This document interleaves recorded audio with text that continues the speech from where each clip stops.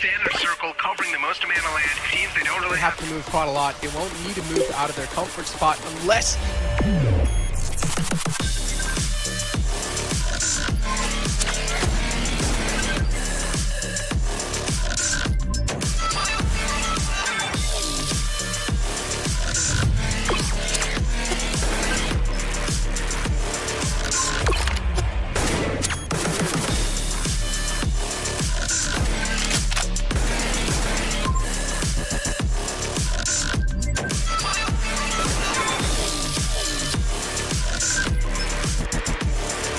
Get ready, South Asia.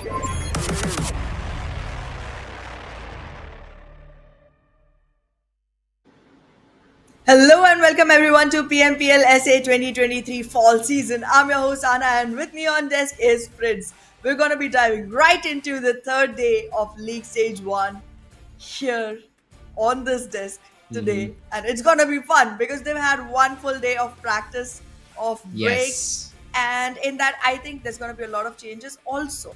Also, Fritz, I'm expecting, just because we had a lot of Miramars the last day, today I'm expecting hopefully a lot of Erangels. Yeah, that's true. That's true. I'm also hoping a lot of Erangel. But yes, all these teams, they got one day off today. Yesterday. And they should be prepped for it. I mean, we already know what things were going wrong for multiple of these teams. For MV not showing up on day number 2, but still leading in the charts just because of their consistent performance. The remainder of the teams also have to put a step up to what they were performing previously. See, again, I'd say the Bangladeshi teams and the Nepali teams, they'll have to step up if they want to, just end the Mongolian domination. Because even till now, I do not see any team else just coming out on top. I do see teams getting 1 chicken dinner, 2 chicken dinner back to back, but then that consistent gameplay, that is something that is still missing. Exactly. I mean, we're definitely going to have to see how this goes forward. But for that, let's see where it is going to go if it does go forward. And that is League Stage Week 1. That's where we are currently. It's the third day of the same. But then we have League Stage Week 2, League Stage Week 3. And then the most awaited, the Grand Finals on 18th, 19th and 20th of August. So this is a long run. And everyone is in it till the end. Oh, that's true. Everyone is in it to just win it out, I'd say. And they are also battling for this huge, massive prize pool of $80,000. $9,500 for the first person who's coming, or maybe the team who's coming out first. But there's also a team, a player, an award for that particular guy who's able to get the most frags or is the overall MVP. Yup, that's true. I mean... we are going to be taking care of every single person that participates. But we do have one twist in this tournament. We have a TDM every single day, and that too carries its own prize pool. It's going to be $700 for the first position holder, and for the second position, we're going to have $300 individually. And that's huge. I mean, I'm a want that. I'm a want that and feed myself for the whole, plethora of time that we're gonna be investing into PMPL. But I cannot because you would beat me. It's okay. TDM. If you talk about the brackets over here, we have the game between Stronger X FAKELOVE and Bad Intention X CMF. That's going to be a very crucial game overall, I'd say. And we'll love to see how does this particular game pan out. We already have two victors from the remaining 2 days. ASL DominationCrew winning the first one out, followed by Venom. No problems in those particular matches. Were just sort of one-sided, except for DEADEYES guys. They tried to get that comeback happening, but I think they were shot by what 6-7 frags overall. But yeah, I hope that today is a very close affair between both these teams. Absolutely, we're expecting to see that. But however, what the teams are expecting is to know what the bonus point structure is going to look like, because again, this is going to be the initial point that they enter the grand finals with. So they do got to make sure what their position is every single week on the leaderboard. And also, the teams that do get to play the bonus match would want to make sure that they have good points there as well. However, the points in the bonus match and in the regular matches are going to be as follows. There is going to be 10 points for the first place, 6 for the second, and then it goes in descending order until 7th and 8th place, where you get only 1 point and then 1 point per elimination. Considering the point structure has switched around quite a bit in a couple of years, I feel like this has made fights more important. You cannot just rat out and sit and wait to get the Exactly. chicken dinner and not take fights. And that makes it even more interesting and even more, worth the while. Yeah, that's correct. I mean, all these changes have been put in to ensure that we have a quick game being played by all these teams. They also uh, just throw in as much responsibility as getting those placement points to the frags as well. And one of the reasons because of it, Team 4MV is on top, 91 points to their name, 61 elimination points overall, followed by NBeSports. SKYLIGHTZ Gaming is also there with 68. Stronger FAKELOVE. This is one of those teams which were able to throw a power pack performance on the end of day number 1. Then on day number 2 they started off with the chicken, and essentially throughout the entire day they were able to get like 7-8 points every game. So that's why we do see them in the 4th spot. But then T2K, the team which was I think in top 3, slipped all the way down to the 7th position after day number 2. Exactly. And I mean, this point structure should be clear enough for everyone who's watching. And this somehow does reiterate on the point that we just mentioned about how just getting a chicken is not going to be enough. We just saw that NBeSports and 4MB are literally on a difference of 5 points. They both have 30 placement points, but there's only 1 chicken dinner that NBeSports got and 2 that 4MV got. That means NBeSports has been showing up consistently for placement points, but they're also making sure they're getting enough frags, which puts them on similar points. Like there's a 5-point difference in the frags, and that's exactly the difference in the total as well. So like you gotta make sure you're taking fights, you gotta make sure you're going forward with that. And specifically for these teams who have very little placement points, you gotta put your fight game up. You gotta make sure you have enough eliminations to push you through this game. That's true. So it'll be an important day for all these teams, especially the teams which are on the bottom of the leaderboard, and we'll have to see how these teams perform overall. And for now though, I'd say they should just realize that day number 2 and day number 3 and day number 4 are going to be very important, considering the bonus map is also going to come in.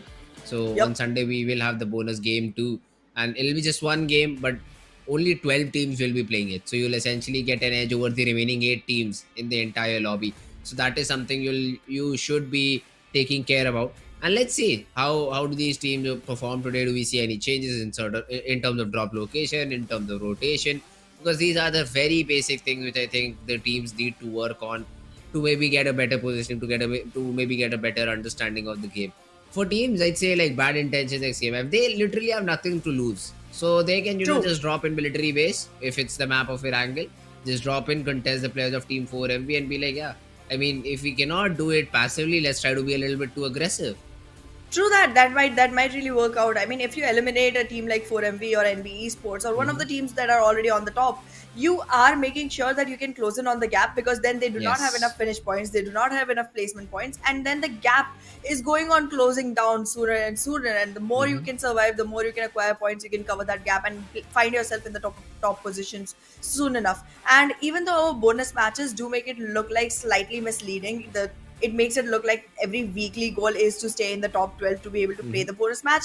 But somewhere your weekly standings are also going to be carrying their own points, which is going to add up to your initial points. So you do got to make sure no matter what you are doing, no matter what you're aiming for, your main goal is to come up at top of the leaderboard constantly, consistently, because those points, when added together from 3 weeks alongside the bonus match points, that's going to give you like a very huge leap, a very huge advantage walking into the grand finals.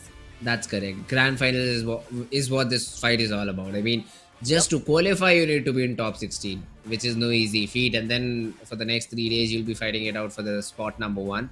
Overall, which usually happens between 4MV and Stalwart Esports. This time around, we have 4MV and NBeSports after day number 2. So has been a Mongolian domination all through. I'd really love to see some other team, stepping up and taking the case against all of these teams and hoping and trying to win it out.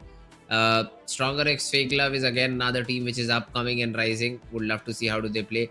King of Spades as well. On day number 2, their performance was pretty good. They got 1 chicken. They were able to consistently perform too.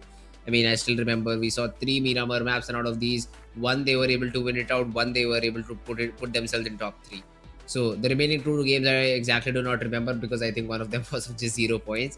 So that has been a concerning case, I'd say, to say the least, for all these teams. And we'll have to see, and that has to change. So yeah, let's see. Just hoping for the best possible performance today, and maybe the teams are able to deliver it. Hopefully. But I do have one point to mention here, Fritz. Okay. That is, if we actually look at the last day, we cannot carry forward those same statistics walking into this particular day, because we had quite a lot of Miramars, as we discussed already. This is going to be a different day. It's going to be a lot of Erangels. So you got to make sure that it's a very different play style when you switch maps. It's a very different strategy when you switch maps. And whether or not your team is able to carry this through is a big question. Like, for 4MV, I'm slightly confident, because we did see them pick up a chicken on Erangel. We did see them pick up a chicken on Miramar as well. And they have been consistently performing on every single map. I do not see them shine as bright on Sanhok. But then again, Sanhok is a much smaller pool. You're going to be playing very few matches on Sanhok compared to Erangel and Miramar. So having these 2 maps completely down to the notch is going to be pretty crucial. And then again, as you always say, Sanhok is one of those maps which is slightly more heavily based towards the luck side of it. You might be able to get at least one of the Sanhoks out of all in which you're performing well enough, and that's good enough if you're doing good on Erangel and Miramar. Otherwise, you're literally at the mercy of the luck on Sanhok. Like we saw a couple of teams, like T2K won on Sanhok, and then no good performance on anything else. Recently saw Seal won on Sanhok, and then nothing else. So like that's weird. That's not something that should be happening constantly. But well, yeah. No, that's correct. But today we only have 2 Erangels, 2 Miramars, and then there'll be a Sanhok. So that's something to see about. So we'll be starting off on Sanhok. Now that's a treat to watch. Early game of Sanhok. Early game when we'll see the battle royale genre come into play a little bit more as compared to any other game, where you'll be again at the mercy of the zone, at the mercy of your opponents and their positioning. Because I've seen just like a compound on top of a hill, and the team surviving there, and 5 different teams surviving there, because it was 6 teams fighting over that particular place. It was literally the middle of nowhere. So that's something very interesting. And now coming into the map of Sanhok, hey, it's gonna be fun. It's gonna be fun to see who wins it out. Absolutely, and this is gonna be one hell of a ride, because every single team is gonna wanna make sure that they're able to take advantage of this one free map that they get. I'm saying free because this is one of the maps where none of your strategies really work out. You literally find anyone almost anywhere. So you can heavily depend on your individual brilliance, and you can also heavily depend on being a sneaky snake. That works out as well. So like you could find out whatever is better for you. If you're great at gun game, then depend on that. Go ahead, take fights. If you're great at like just not taking fights, hiding around, then do that. Maybe grab like a plethora of healing, and just survive. Just survive. Like even that is a good idea. Even though I do promote fights on this one, because fight points do get you a lot of advantage, but still, like Sanhok is one thing you can experiment with almost everything. And whatever works for you, you just have to make it work on that particular day. So let's see. I'm pretty excited to start the day off with Sanhok, because this is going to be a real boost to go forward with. Let's go. Let's jump into game number one. And as usual, Group E will be sitting out in the very first game of Sanhok, and we'll have to check how all these teams perform.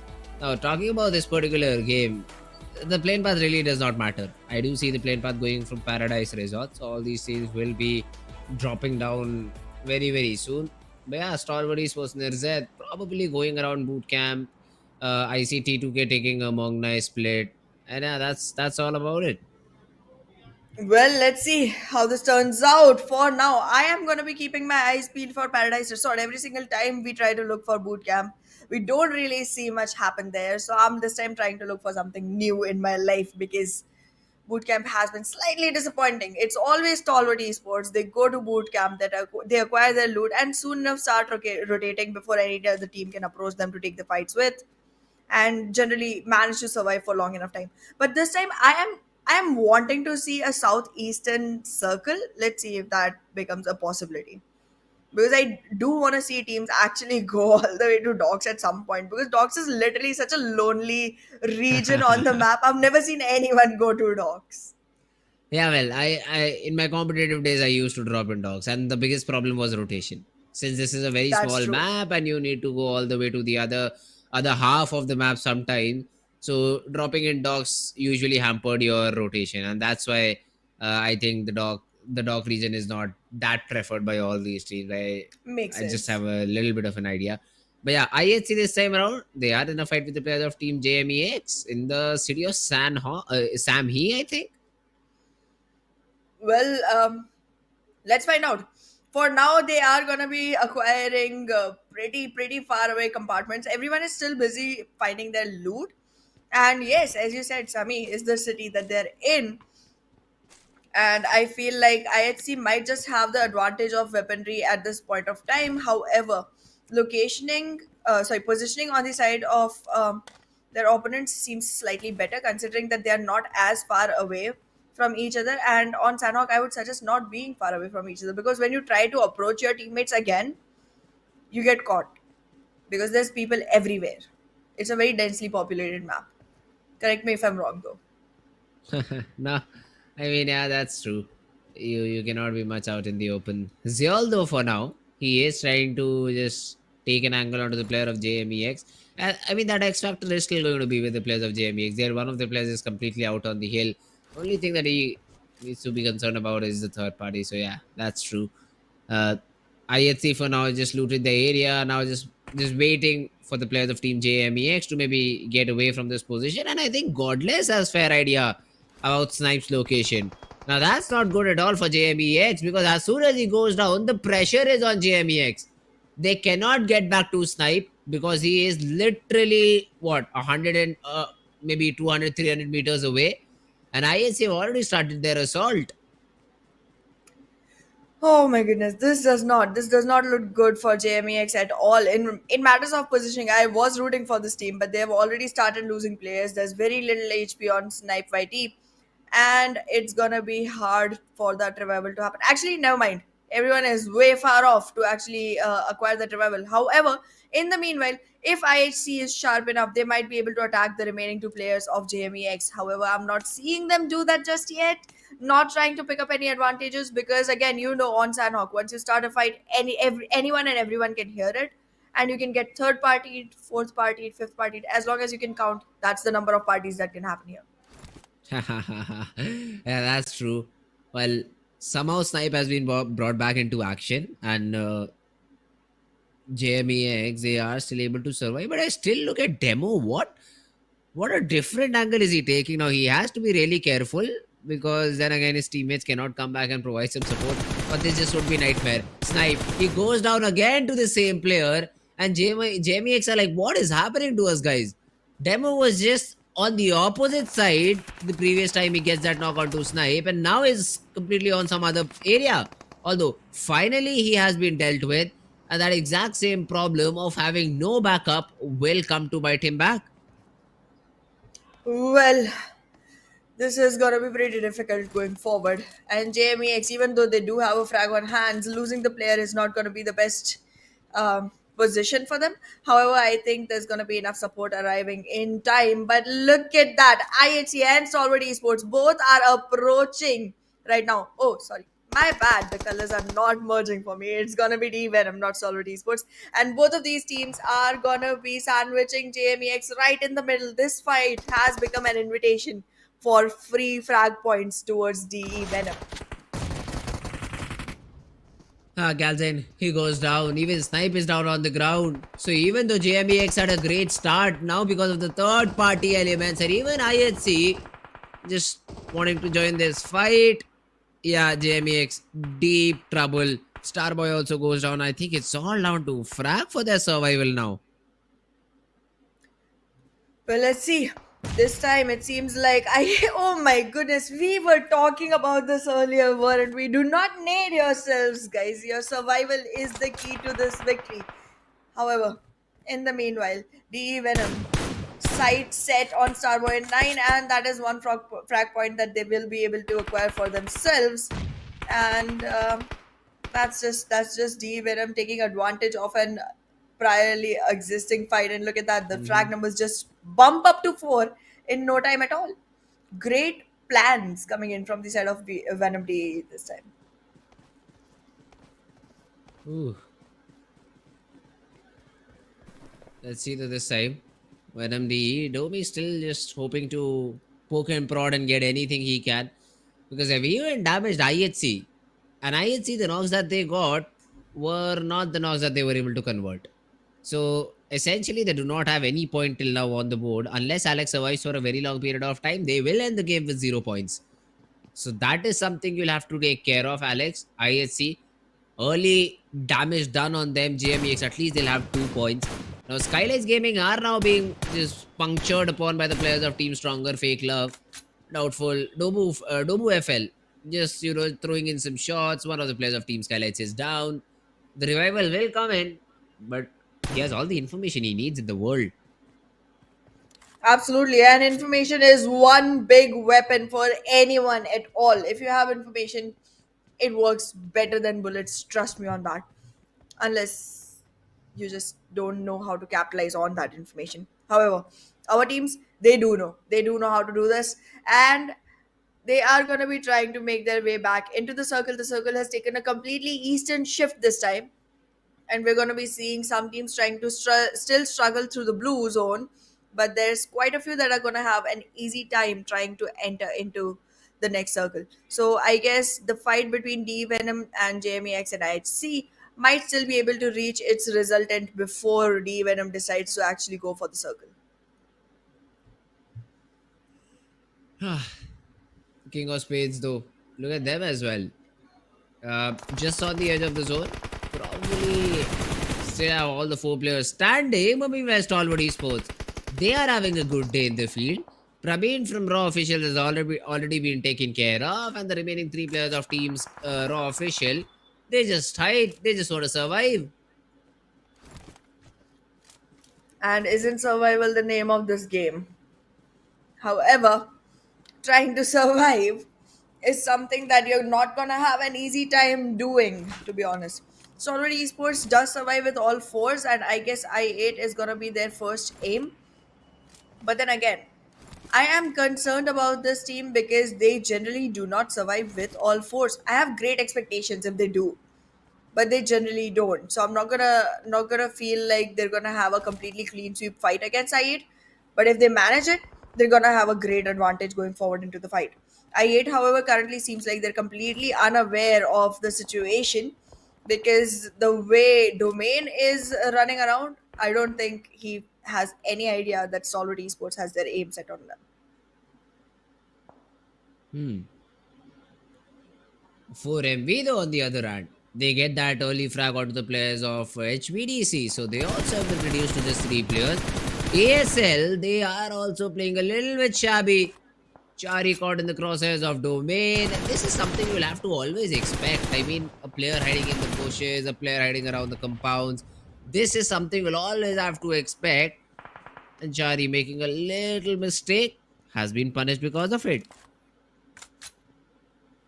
There is gonna be no mercy.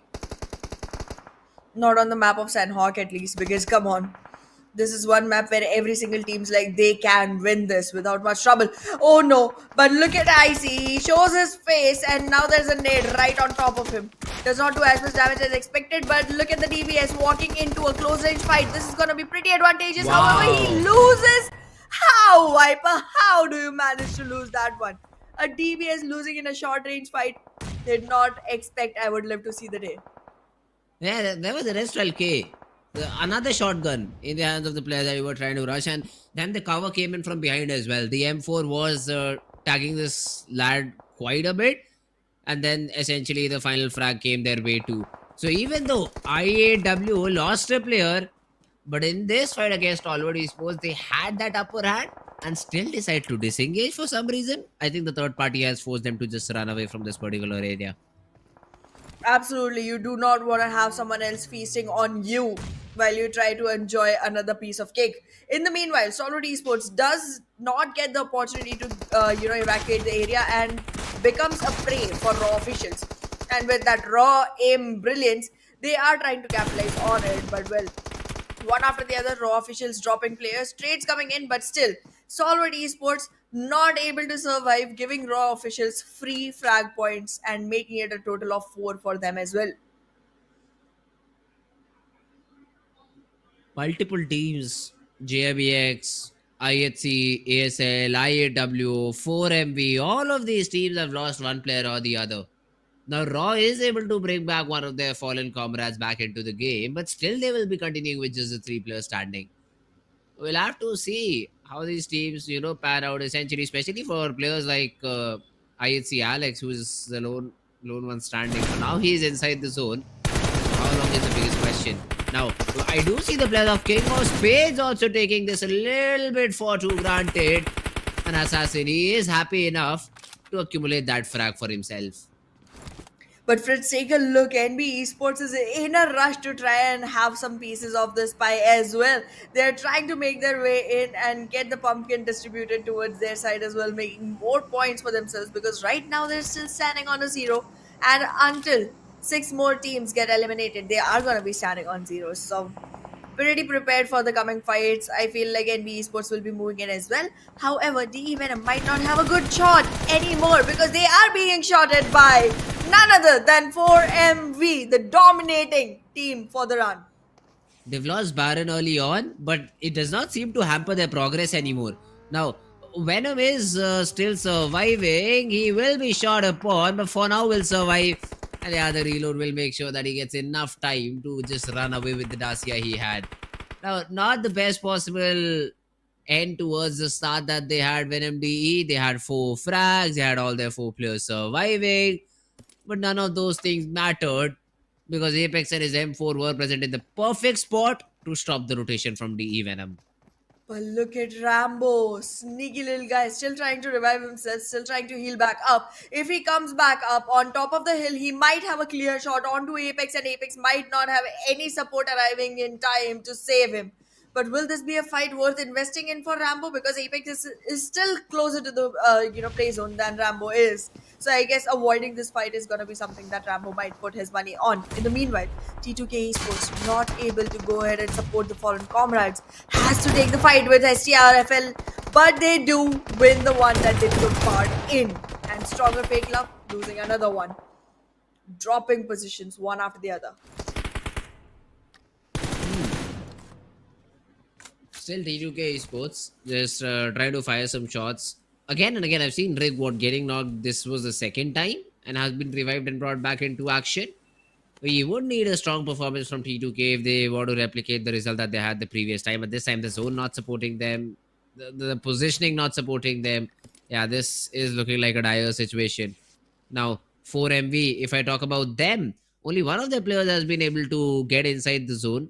Whereas I still see one of the players outside. I think Apex is also just trying to rotate as soon as possible inside the zone. T2K though, no fear, shoots another player of team T2K down. So SKYLIGHTZ Gaming, they are also having a good field day over here.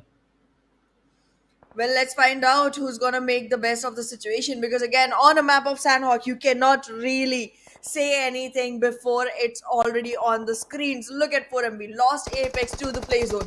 With two members already down, I feel like the expectations for 4MB to win this one go quite a low because it's a dip that they've already taken. However, in the meanwhile, SKYLIGHTZ Gaming does look like a strong contender for this one. They have a great position for themselves right under Bhan. They are going to have cover them for themselves as well if they don't decide to move towards the southern side of the map, and they have nothing to watch on their backs because no other team is surrounding them in that area. Completely isolated, great area to hold on to, and slowly and steadily they can move along with the circle. Let's see, however, if they are going to be able to make it out alive from this fight against T2K, because T2K, again, they have won on Sanhok once. This might be another good day. Yeah, Nima is definitely playing Sanhok. He's already gotten rid of the backpack and he's like, yeah, I'm ready to be a snake. If that is what I need to do. So that's a great thing to do. Yeta Uta talking about him. He's also in a position where he just wants to survive. He's though the last player standing.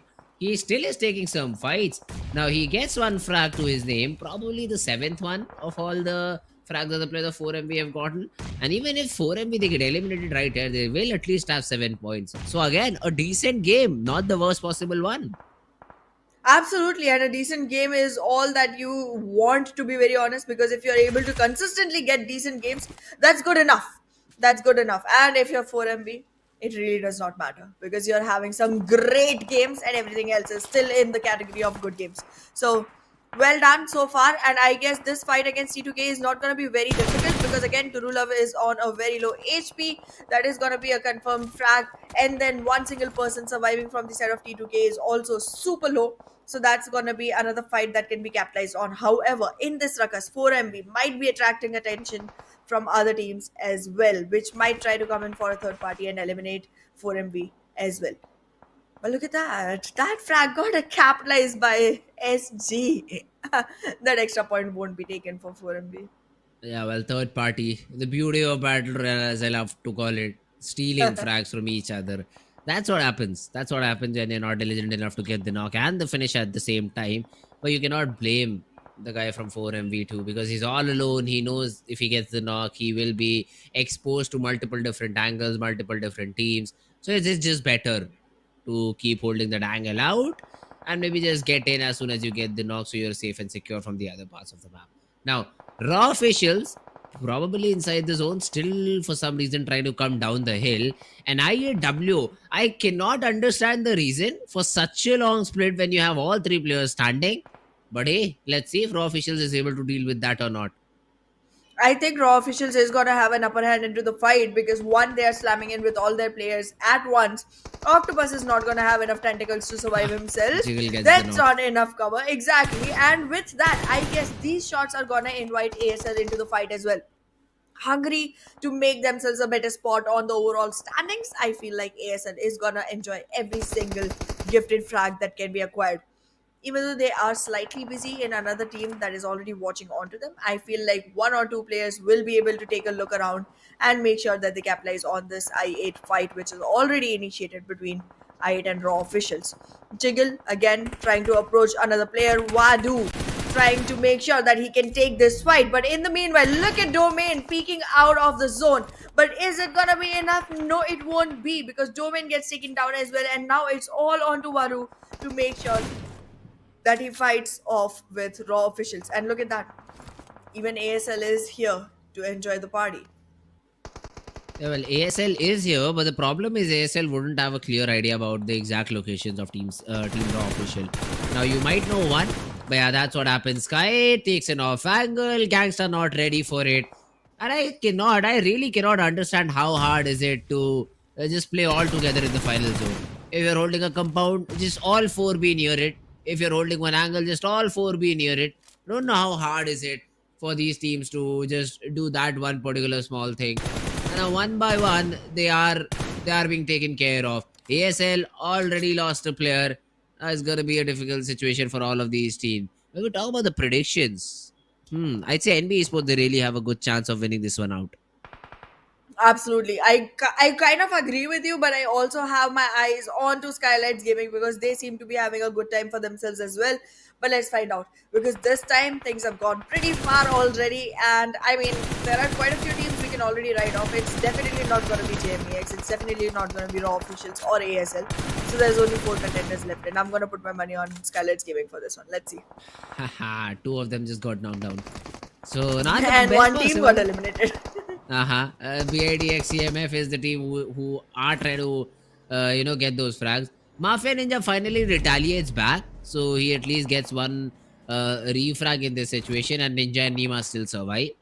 Now let's see if both these players are well enough to get the side of Team SKYLIGHTZ Gaming a chicken, because I do see DEADYES CMF a little bit too interested in this battle. Dante, very aggressive, goes in alone, gets another frag onto Nima. Nima was completely unaware for some reason. Now Mafia is just cooking a nade. He is trying to throw it out and catch Dante in the process, but he won't be. Dante just around the corner is able to dodge the nade. Mafia forcing the battle. Can go maybe for the revival. No, it's Mondo who comes in with a third party to secure that frag. So NBeSports also want to have a piece of the pie. Mafia Ninja pushing in, tag down a little bit, and will be taken care of by BIDCMF. The jinx is real, the jinx is real. However, it's not working out for your side just yet. NBeSports definitely capitalizing on the situation. But Raw Officials, in the meanwhile, taking care of ASL completely. Not surviving with the best numbers themselves either, but good enough to go forward with, because again, this is already almost the last few minutes into the game. Let's see, because this time, as you said, NBeSports looks strong. They have good numbers. Bad Intentions hasn't had a good momentum so far anyways, so I'm not going to completely rely on their numbers. And in the meanwhile, Raw Officials does get taken out. We already knew these teams could not make it, and the ones that we had named have already been taken out. It's just 3 now. And look at Bad Intentions. They definitely look evil today. Well, Sekujin has been taken care of. Now that's a problem. Let's see though if NBeSports, the remainder of the players, can deal with the onslaught that Team BIDX CMF is throwing on them. Even King of Spades, they come in with a knock. Now, the nade would be good if it's able to be just popped inside the window, but Mondo from the other hand, he takes down 2. Dodges the bullet like it's just the Matrix, but will be taken care of by the players of King of Spades. So even NBeSports have been taken out of this game, but they've done their job, I think. For King of Spades, this is the best opportunity to grab that chicken. Exactly, and King of Spades, one very unexpected team, might just show up with 2 chickens in hand at the end of this game. However, the nade blend perfect. 2 players are knocked down, and now another nade is coming in, making sure that the frag points are taken on. And Bad Intentions, these monsters, these beasts, are finally able to secure themselves the meal that they've been waiting for. Wow, I thought for a second that the other team, King of Spades, would really be able to get that chicken. But one day, just comes in, just eliminates everyone, and is able to help the side of Team Bad Intention that CMF get that winner chicken dinner themselves. What a game from them, and that to an active one, because King of Spades was very passive. They were not even shooting a bullet from their chamber. But BIDX CMF, they come in, they use the zone perfectly, and are able to get that chicken.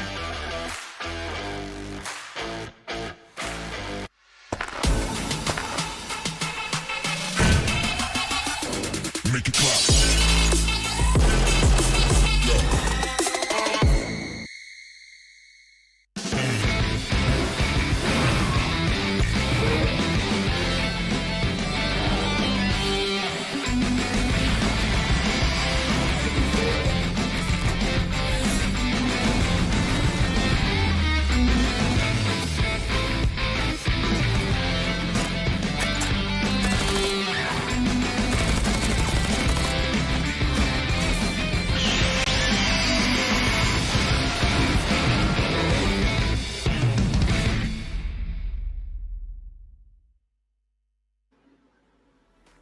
Hello and welcome back everyone to PMPL South Asia Fall Season of 2023. I'm your host Ara, and with me on desk is Fritz.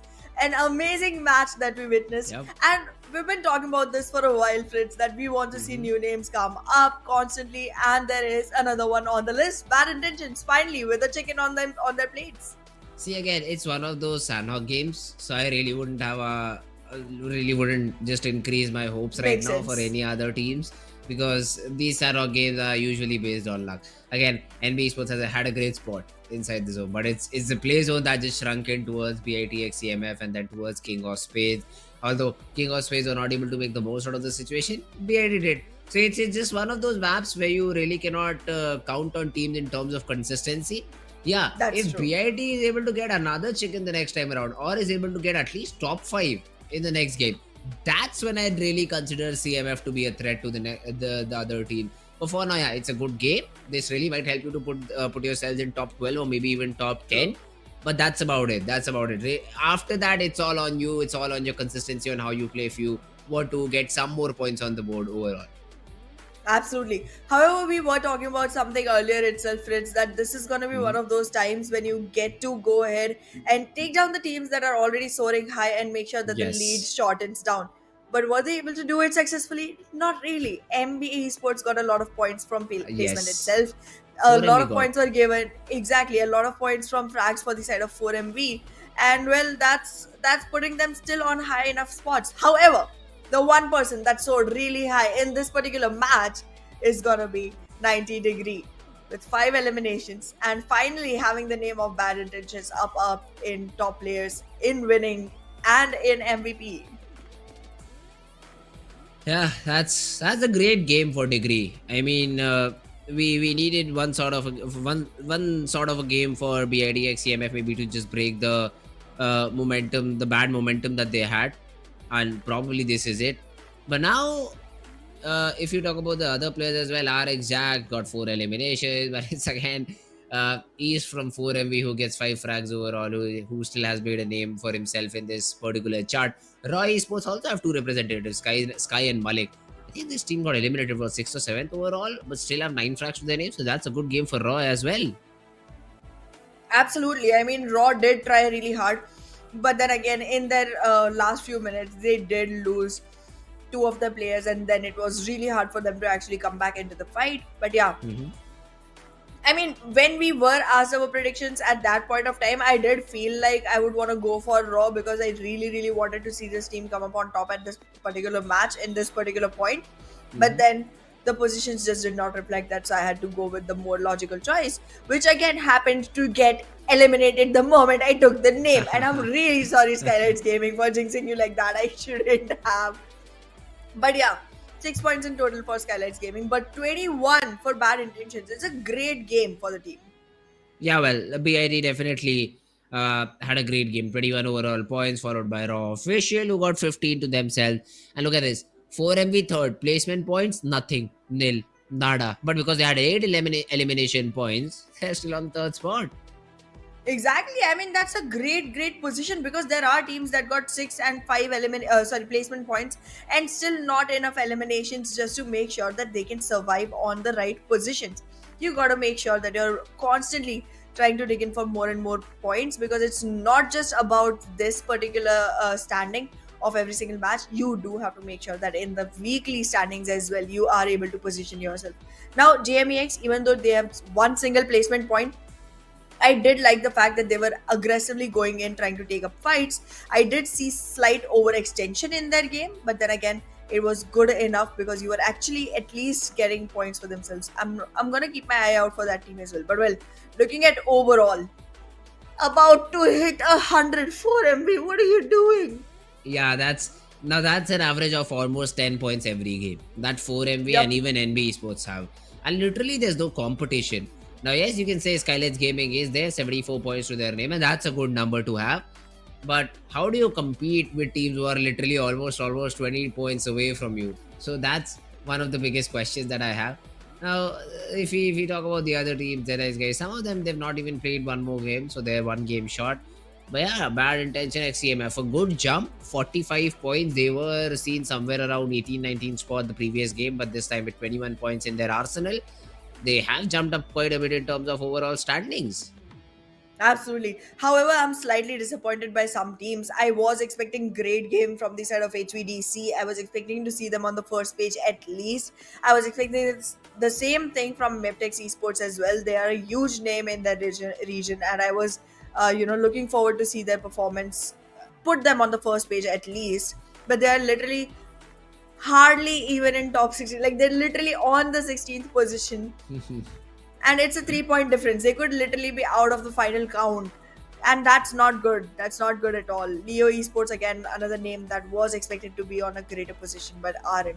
However, we will be walking into one of the maps that is going to require high strategic demand from every single team, and in this map I would like to see Bad Intentions replicate what they've already done and take another chicken for themselves, because again, all the new team names that we have seen have come up on Sanhok, and I want to see that change into more maps that get added to the pool of these teams. That's correct. But now that's about it for the map of Sanhok. Now we will be moving back to the defaulty game of Erangel, and we'll have a couple of them in a row. So we'll have to see. I know Group D will sit this one out, Group C will sit the next one out. But the other team, especially Group A, B, and E, for them, these two particular maps are going to be very important. Probably make or break for the entire week, because this is what the halfway game. The third map of Erangel would be the halfway game, I'd say, and Yep. you'll get a fair idea about where every team stands, and what to expect in the bonus game, what to expect in the super weekend. So that is something which we will get a clearer picture about after the next particular game. So yeah, it'll be an important one for all these teams play. Consistency is the key. DEADEYES CMF, Yep. great job done by you guys. You'll have to continue the same performance though. We're not asking a chicken from you. What I'm just asking are just 8 to 9 points from this particular game. That's about it. I don't care how do they come. Are you able to achieve it from frag, maybe survival points? Well, survival points won't get you to 8 or 9. You'll at max get 6 if you're able to get second. So you'll have to get some frags here and there. But yeah, BRDX CMF, they need to keep these things in mind. Absolutely, and I want to see this team go consistently forward because they also have a TDM today against Stronger Yes. FAKELOVE, and they gotta make sure that their gun game, their individual brilliance, and everything is able to somehow place them in a better situation, because that is a single elimination game. So they do gotta be very prepared for that. However, again, on this map, even though we are expecting great things from the side of Bad Intentions, because we want to see them show up with similar performance in generic maps as well compared to Sanhok. However, somewhere a big piece of my heart says loudly 4MB, not just because they've been doing great job consistently, but also because it's Erangel. That's where they had their first chicken, and the way they play Erangel is pretty optimal. Also, we've seen what, 3 Erangels so far, and every single time it has been a 4MB Erangel. It has been Yeah. a southern circle. Like, That's true. they don't have much to worry about. If it's a southern circle, it is 4MB that wins. The only thing that can change is the circle, and that's how we will see Yes. 4MB actually try to rotate and go into newer areas and find out how they perform in that particular situation. But yes, with all the air in their hair, our players are ready to walk into the plates. Let's go. Let's jump right into action. Let's see how the plane path looks. Which team has that early favor in terms of drop location? All these things are yet to be seen, and I already see the plane path starting from Query. That means again it's sort of a southern plane path, probably towards the central side, still a little bit southern. So you will have military base on the cards. Novorepnoy, yeah, not so much. You might need to drop around farms or maybe even the city region of Novorep to get a vehicle and then drop towards the main city. Might very well be, but let's find out how the teams are gonna plan their move, because okay, IC was just slightly way too late to actually take the drop, but well, I'm sure he'll reach the position he wants to. There's quite a lot of dispersion in Stalwart Esports already, and I'm literally seeing one person go towards the southern side of the plane path while the rest of the team is going towards the northern. That's slightly confusing for me, but we'll find out how that turns out and what their plan is on that. But yeah, 4MB taking their drop, trying to move in towards Sosnoka military base. But JMEX, do you think they will be able to pick themselves up in this one? Because last one did not go at all in their favor. But I'm seeing this team try hard a lot. See, the idea of how to approach a certain map differs very much from Sanhok to Erangel. So what I thought or what I saw from how JMEX took that early first fight, they were lost. They literally were just lost on the entire map. They were hoping to find anyone and just shoot at them while being completely out in the open. So that's why they were punished. And not just by IHC, there was another third party team. I think IAWO was the other team who third partied them. Yep. So that won't hamper you a lot in the early stages of Erangel, because third parties is something which we see towards the fourth or maybe the fifth circle. And talking about the circle, we have the first circle that has gone all the way north this time around. So no 4MV circle. That has to be the team that might have to rotate very early on.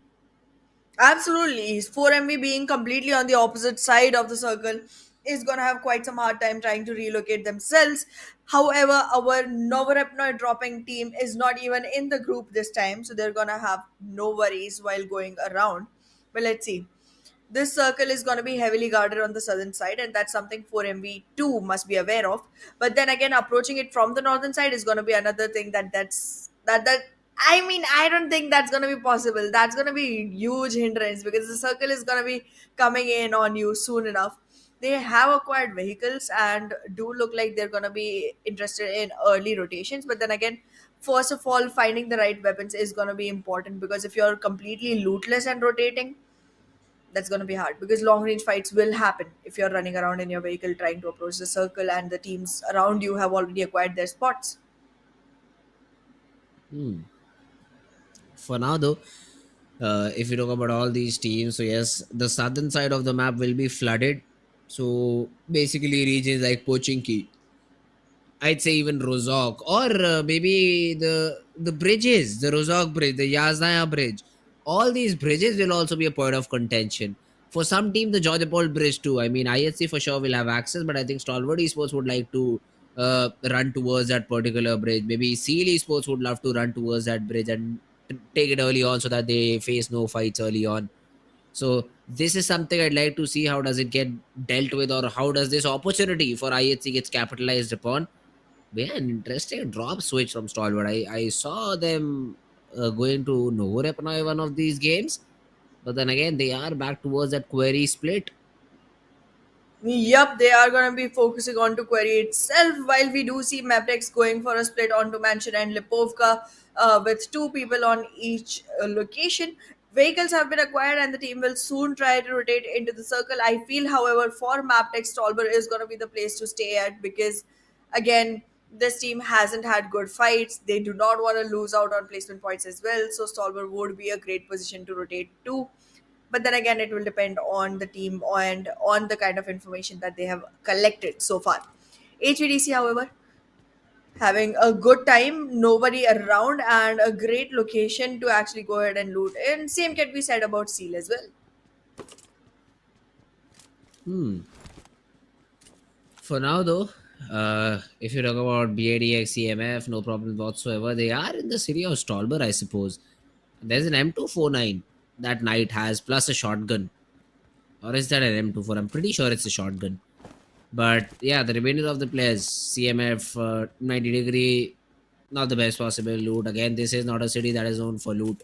So probably the Stolber as a area to loot on is enough for maybe at max 2 players, but surely not Yep. 3. Absolutely, not going to be the best resultant for the team. But then again, um, for the viewers that have joined recently or have lesser idea of the game itself, loot becomes a very important phase in the game because you do got to make sure that you have enough gear to support you into the fights that come your way, enough healing to be able to retract from the fight and come back onto full HP to take the fights again, and the right kind of weapons to actually take the fight with, the ones that suit you, that's the ones that suit your playstyle. And alongside that, the kind of utilities that you carry also matter because there are some fights that you cannot take head on. You want cover, you want smokes to be deployed to be able to rotate from one place to another. You need nades just to make sure that you're able to clear some angles before peeking into them. So yeah, loot definitely is one of the most important phases of the game. And for that, even though it does not look as fancy on screen, it does mean a lot to every single player that's in the game. Although first blood has already been drawn, NBeSports, one of the players has been taken down on the ground. So would love to jump towards that fight. It is Deadeyes guys who are still trying to just harass the players of Team NBeSports over here. Oh, that's now a bold move from Sekujen. He is very, very close to Slayer Sir, and then Oh, support arrives nice. too. And that's a double trouble coming in. Sekujen gets a knock, Faceboy confirms a frag, and even though NBeSports are losing numbers, they still are keeping it competitive. That's true, but NBA Sports is going to have quite a lot of players to deal with now. They weren't able to actually recover the player just yet. He's still on the verge of bleeding out.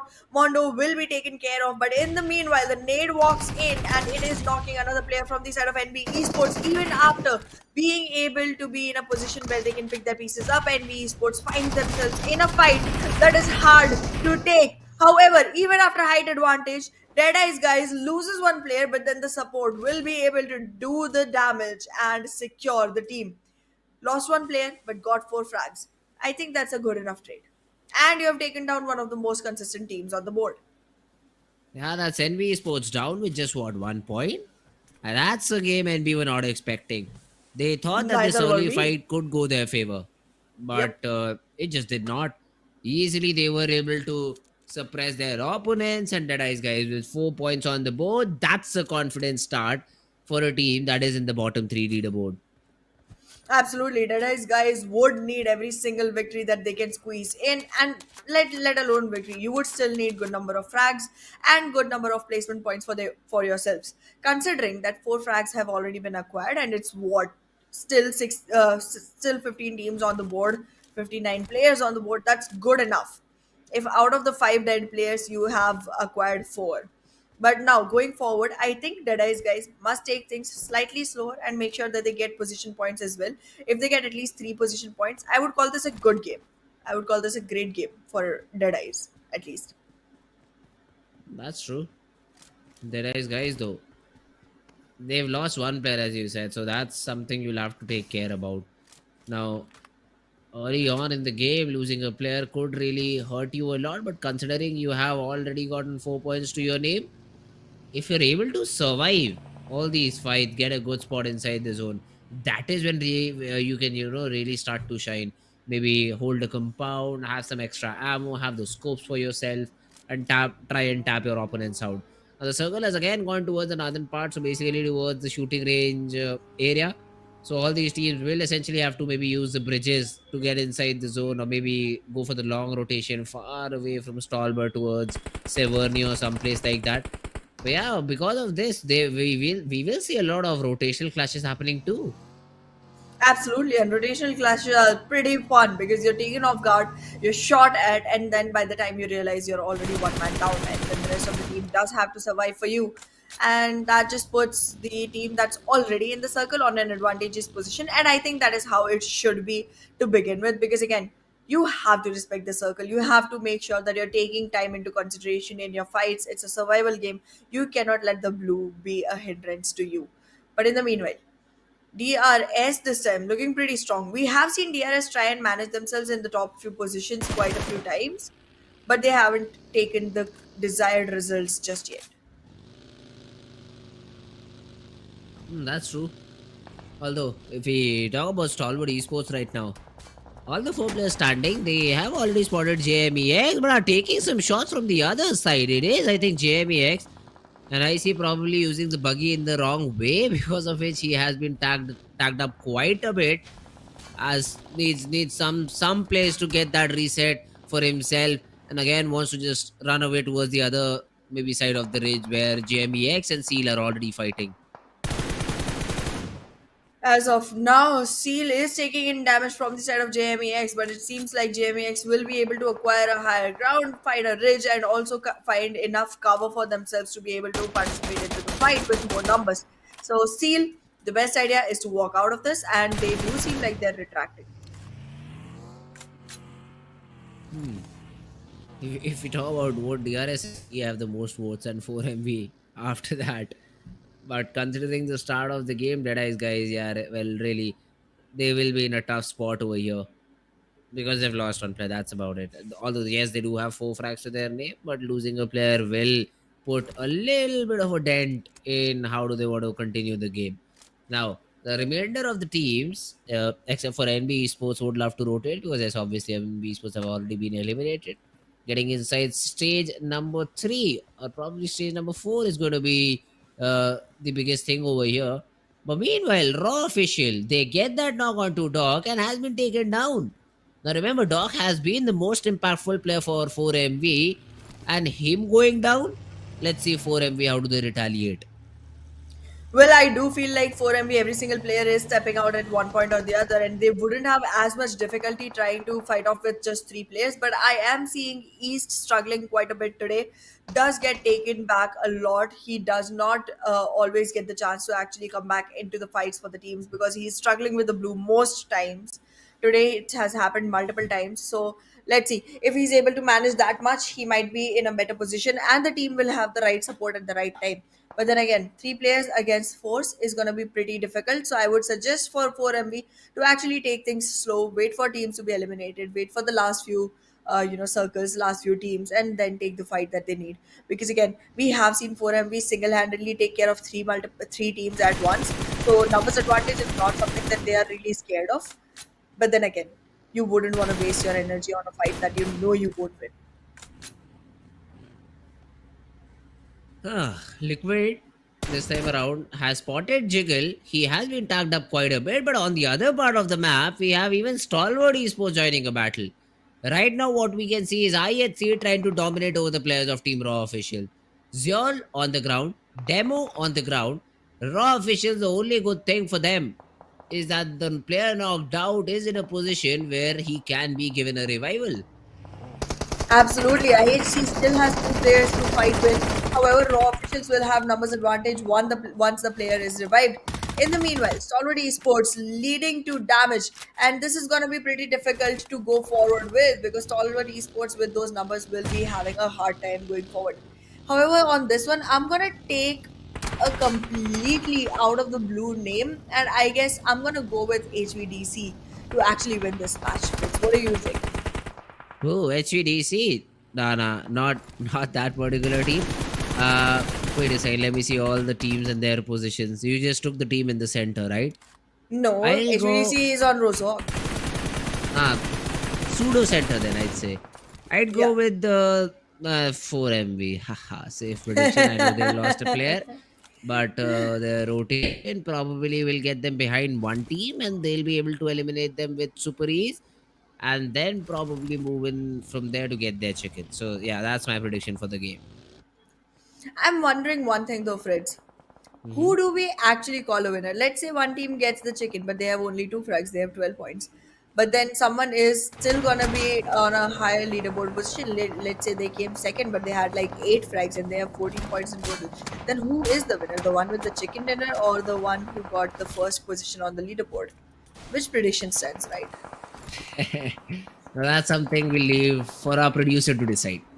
Yeah, I Yeah, mean he is the one who has to give us that point on the our correct almighty predictions lord. wala leaderboard.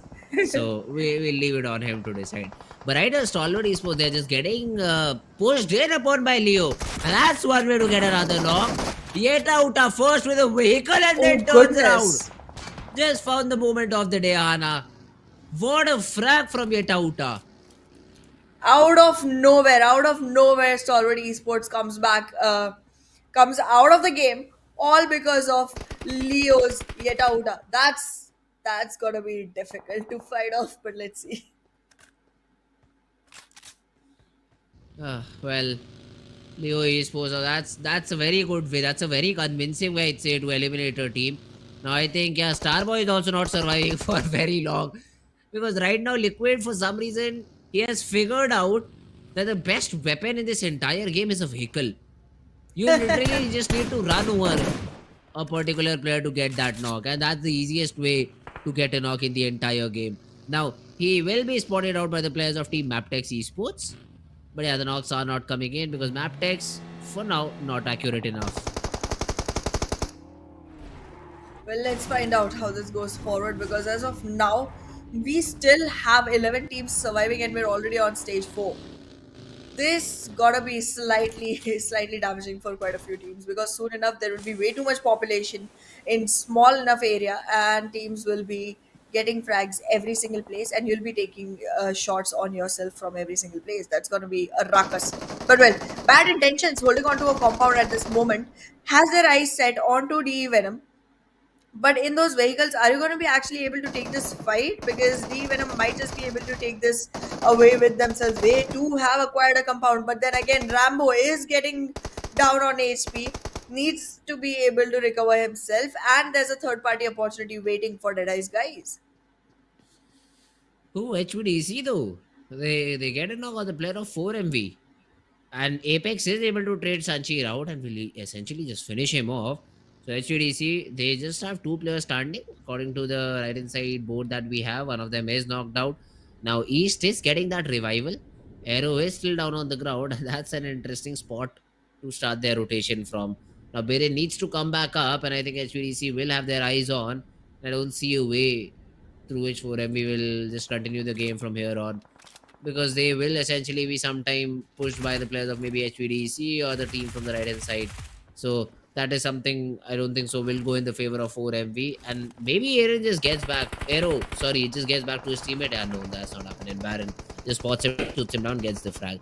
DRS though, on the other hand, it started off good. That's a knock onto domain over here. Absolutely. DRS looking good right now, and the votes that came in earlier are showing a great image of what's really happening. They have 3 frags to themselves, and alongside, all 4s are surviving. However, double the frag numbers, and you get Leo Esports. 6 to their name. Huh? That's a great observation. Although DRS, the thing is they haven't been performing that great. So for them to win this round, or maybe for them to get top 3 in this game, is very important. And important will be for the player of DRS to find a helmet too, because he's just cracked away, probably while taking a fight. BIDX CMF again have a really, really good compound which they are holding. Yeah, DE Venom even have a better place considering that there is a dip to work around. But let's see how both these teams just use their position to advantage. On the other hand, Leo once again into battle, and Jetta Uta is on a rampage with his DBS. Oh goodness. Leo is doing a great job right now, and I feel like this is about the time when we start switching our predictions. However, that would result in a shit, so I'm not going to do that just yet. But 4MV in the meanwhile. Why is it Wow, what always a knock. happening, Fritz? Why does every time your chosen team starts beating up my chosen team? The same thing happened the last time. NBeSports took away SKYLIGHTZ Gaming. And now HVDC and 4MV are in a fight of their own. Yeah, well, East is not in a good spot. He might just get eliminated, but Ryuk has to be careful. He also gets shot in the head, so needs to reset back up.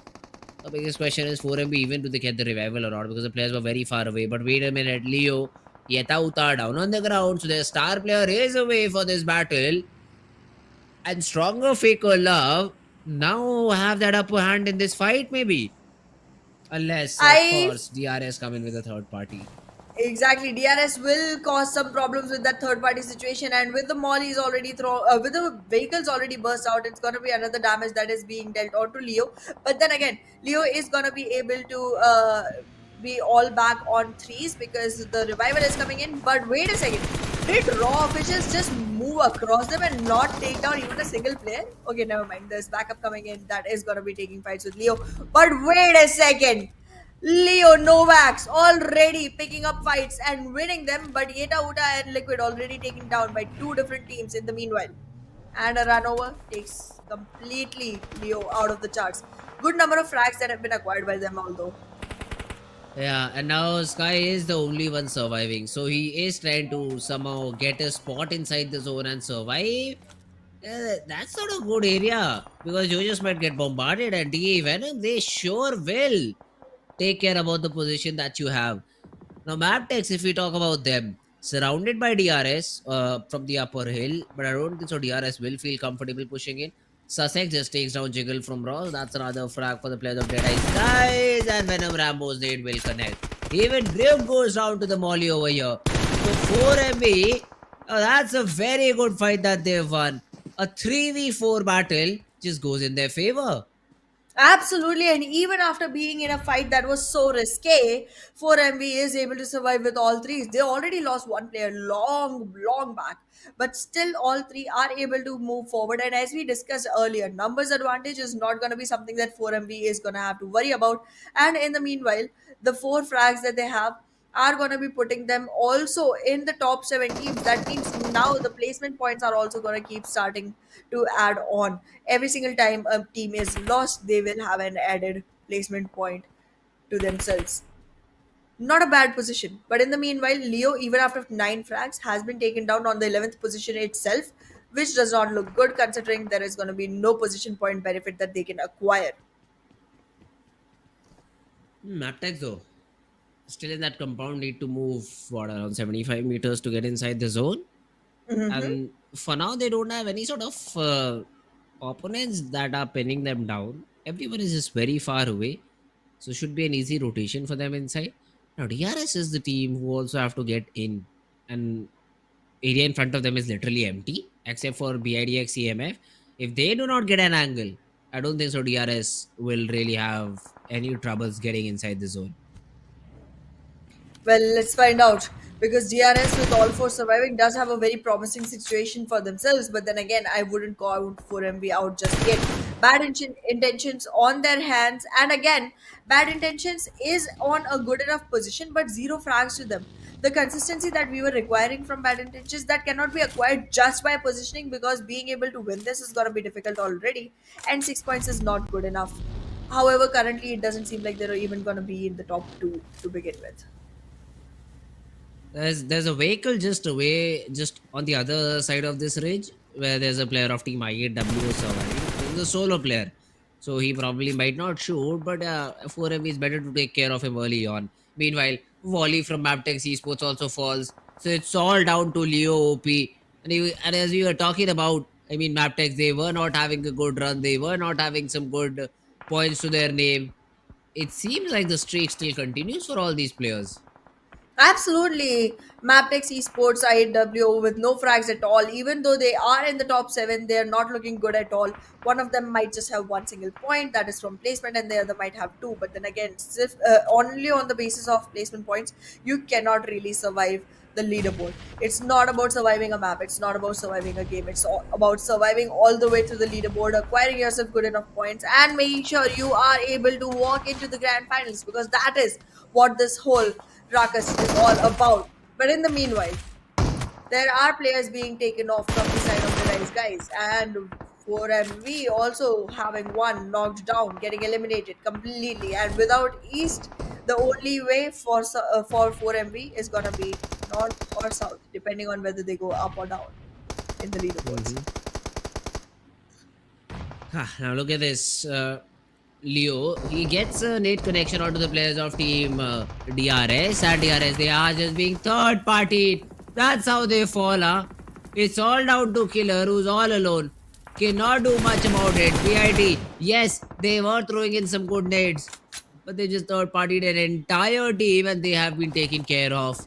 For MV, I do see two players still surviving, but this game is going to be super hard considering we have a lot of teams who still have more than two players in the game. DEADEYES guys being one of them, Venom DE being the other one around. But the good thing for 4MV, the zone is near to them. Although DE Venom have the best possible zone inside the zone. Wow, best possible place inside the zone. Uh, but yeah, let's see how do they use it entirely is up to them. I feel like 4MV already did the job that they came to do, because the only team that they are actually competing against right now is going to be NBeSports. NBeSports got eliminated with one single point. And if you talk about 4MV, even if they get shattered completely in this particular position itself without any more placement points, they will have 7. And that's good enough to make the lead between 4MV and NBeSports into a double digit number. I guess that's all that they needed for now, and they are going to be able to capitalize on that situation. But in the meanwhile, this game definitely might go towards the way of Hmm. Venom DE, and that will put Venom DE in a much better position. But then again, the main goal of actually contracting the lead from the top teams is not going to be successful, at least against 4MV. With NB Esports, it definitely did work out. BIT CMF. Now, that's a team I have my eyes on because they were able to get the chicken previous time.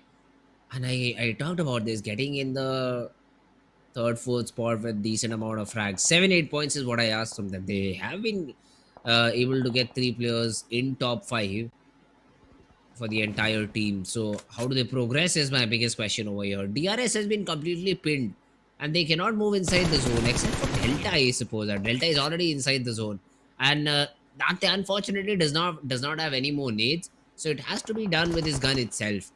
So let's see if he first of all is able to take down DRS in front of him, and after that, how does he want to continue?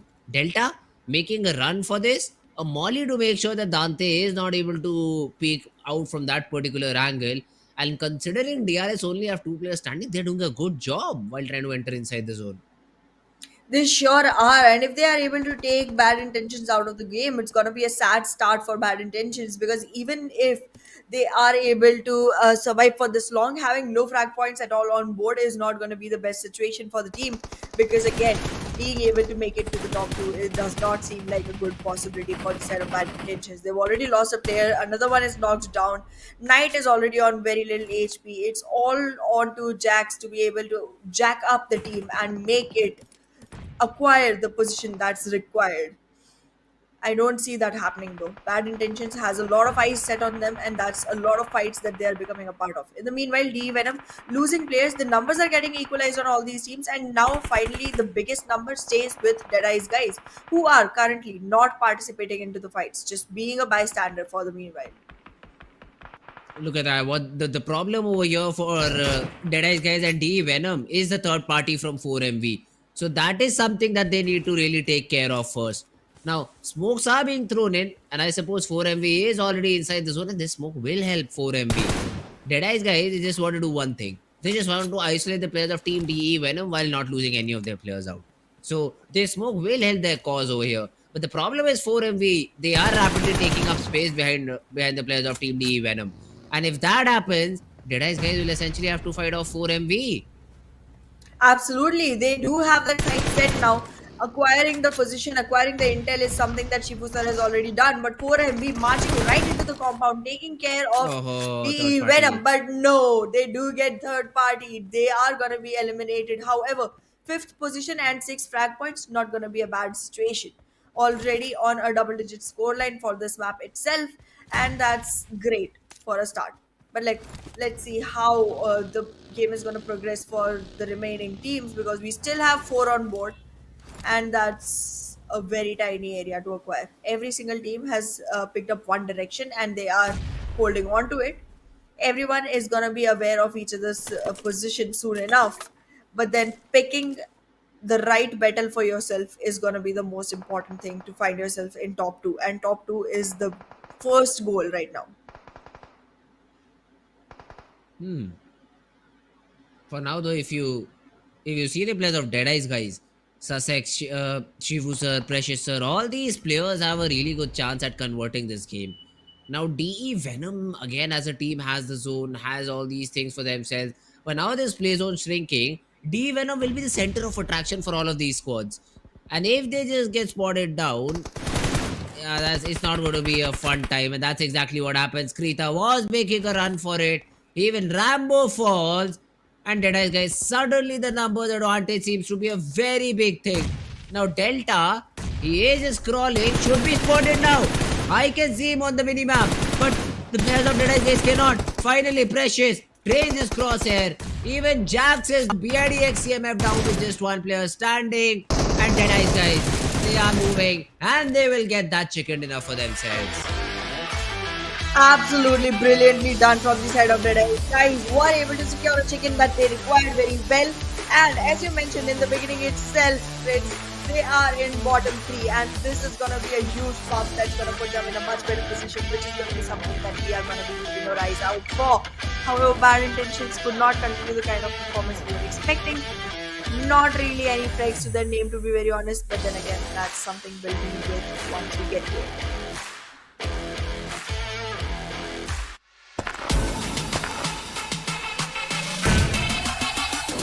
Make it clap.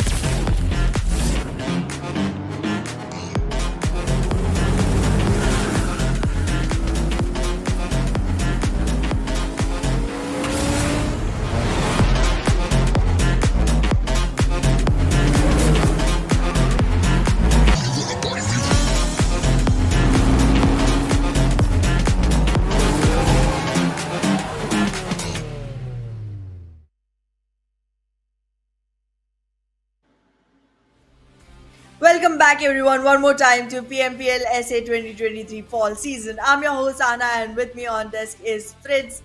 Fritz, this was quite an unexpected game that we witnessed today. We were not expecting to see DEADEYES guys make such a leap. And overall, it feels like they are going to be able to acquire themselves a position on the first page, to be very honest, with that huge chunk of points that they've stolen.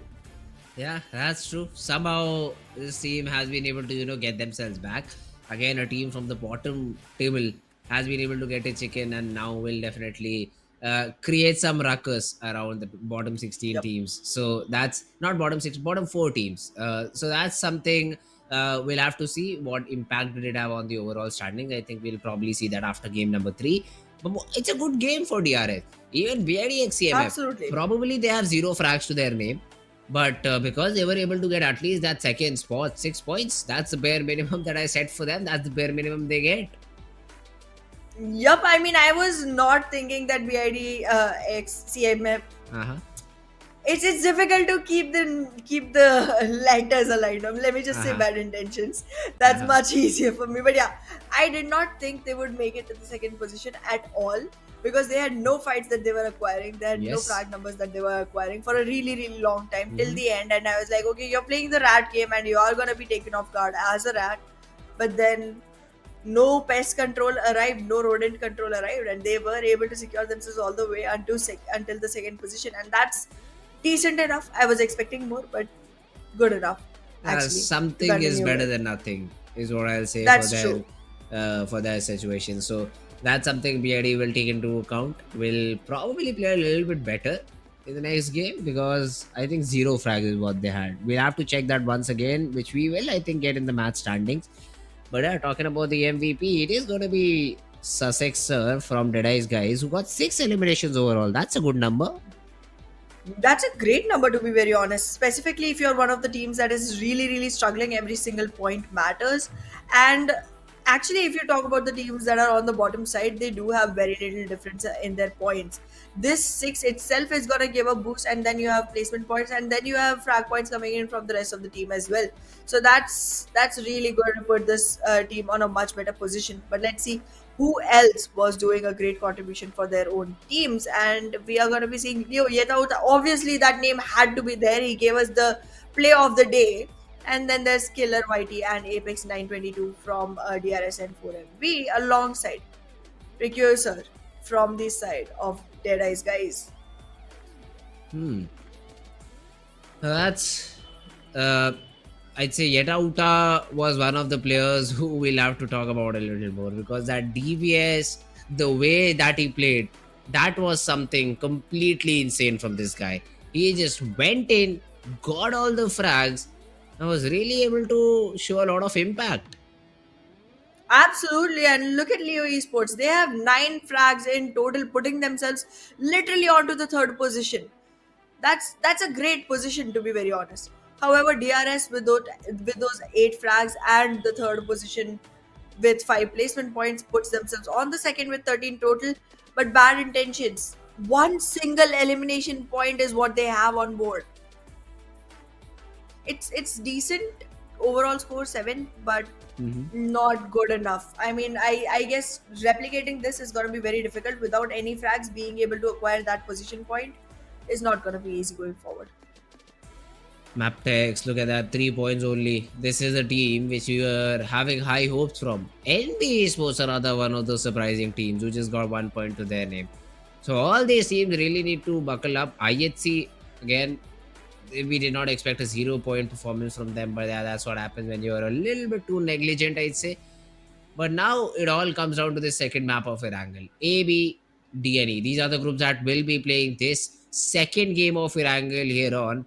And Anna, if I were to ask you, what is your expectation? What are your expectations from this particular game?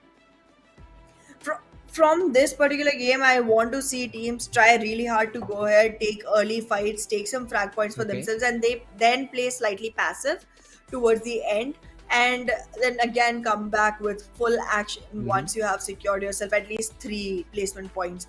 Because again, this is going to be one of those maps where you get a good chance to reacquire the lead. Yes. Because 4MV is sitting this one out, and they are the ones ruling the leaderboards right now. So you get a shot at yourself to go ahead and make sure that they do Uh-huh. not sustain that position. Specifically for NBeSports, this is going to be one that they need to focus on a lot because the lead Yes. is going on increasing. The gap is going on increasing between NBeSports and 4MB. Yeah, that's the difference, right? 1 point for NB Esports, but 4MB were able to at least get 6 points from the game. So 9 in total. 9 in total. That's Yep. even more. So this gap will obviously just keep on increasing if we see this sort of a performance coming in from both these teams. So yes, for NB Esports, it will be an important game. For MB, as you pointed it out, they will be sitting this game out. And Yep. Erangel, if 4MB sits it out, that means military base is empty. Now, is there some True. team that has done their homework and drops into military base if if the playing path supports it? Now, that's one of the questions that I'll have. And Pochinki is again another drop spot, which I'd say is interested is interesting if it's contested. So I'd like to see some second teams dropping in that location too. Absolutely. Also, Georgiopol is one of the areas that is pretty heavily, populated in the Yes. beginning itself, and it's again a great area to sustain multiple teams at the same time. But then again, the thing that I was talking about, take some Mhm. early fights, get yourself some pride points, and then move forward with a slightly passive nature. That's going to be something that's going to be very possible towards the area of Georgiopol because again, you get great loot to go ahead with and fight for your Mhm. own points in that situation.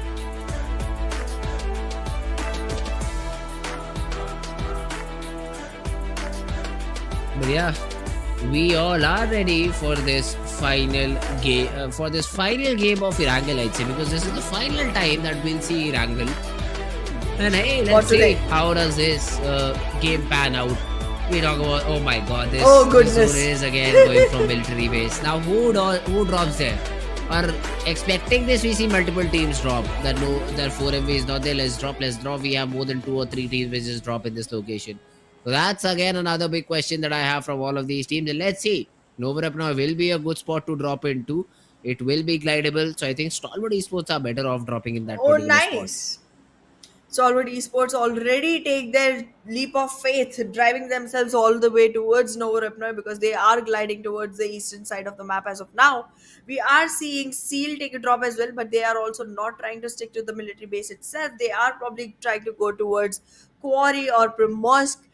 And I mean, a lot of teams did take that leap of faith, but nobody seems to be sticking at Sosnovoka military base. Or is it? Is JMEX gonna do that? No, they're split up. Yeah, well, JMEX, they I think as soon as they saw those parachutes out in the air, they were like, yeah, let's just not go here. Let's just let Stalwart Esports have the spot, and maybe we just drop around uh, 2 different areas. So if the zone goes all the way south, our other 2 players can help us rotate back as soon as possible. I think that's the idea for this 2-2 split that the players of team JMEX have taken. That's a very interesting split. But again, another similar zone to what we saw in the previous one has gone all the way north. Now, all these teams, JMEX, trying to be a little bit too sneaky. Stalwart Esports trying to be a little bit too sneaky. Stuck on the southern side of the map. They will have a long way to rotate, so it's better that they loot very quickly. Well, let's see. This is going to be slightly difficult for Solid Esports to go back from because, again, there's quite a lot of teams that are waiting in the northern periphery for them to enter into the circle. But, well, talking about the circle itself, quite a lot of the area is inside water, which means the real estate that the teams can actually acquire is going to be slightly low. That can result in more clashes. So the thing that we were talking about to take the game slightly passive towards the mid phase might not really work out considering the amount of teams, the amount of players that are going to survive into such a little real estate. But well, in the meanwhile, Leo Esports still working on a very, very diverse split. There's players all over. They're scattered like my emotions in real life. They're all over the place. But this does not look very optimal for the team because they have quite a lot of teams that are going to be targeting them soon enough. BIDX CMF again going for a very similar drop. They've gone towards the city of Stolberg. Probably wanted to go to Kameshki too, but the zone did not. The plane part did not support it. So now they have a vehicle that is moving towards Kameshki, or maybe just around the small little compounds of Stolberg. So that's That's again a very interesting drop spot that has been taken out by the players of Team DEADYES CMF. It will for sure help them because the rotation won't be a bar over here. They can easily rotate inside the zone. They also have a fight if they want to take it against the players of Team T2K, 7E shooting range. These are the two places that the side of Team T2K is looting. Deadeyes guys, this time around, I like to see an adjustment from their side too. If you see this sort of a zone, you know that this is going shooting range.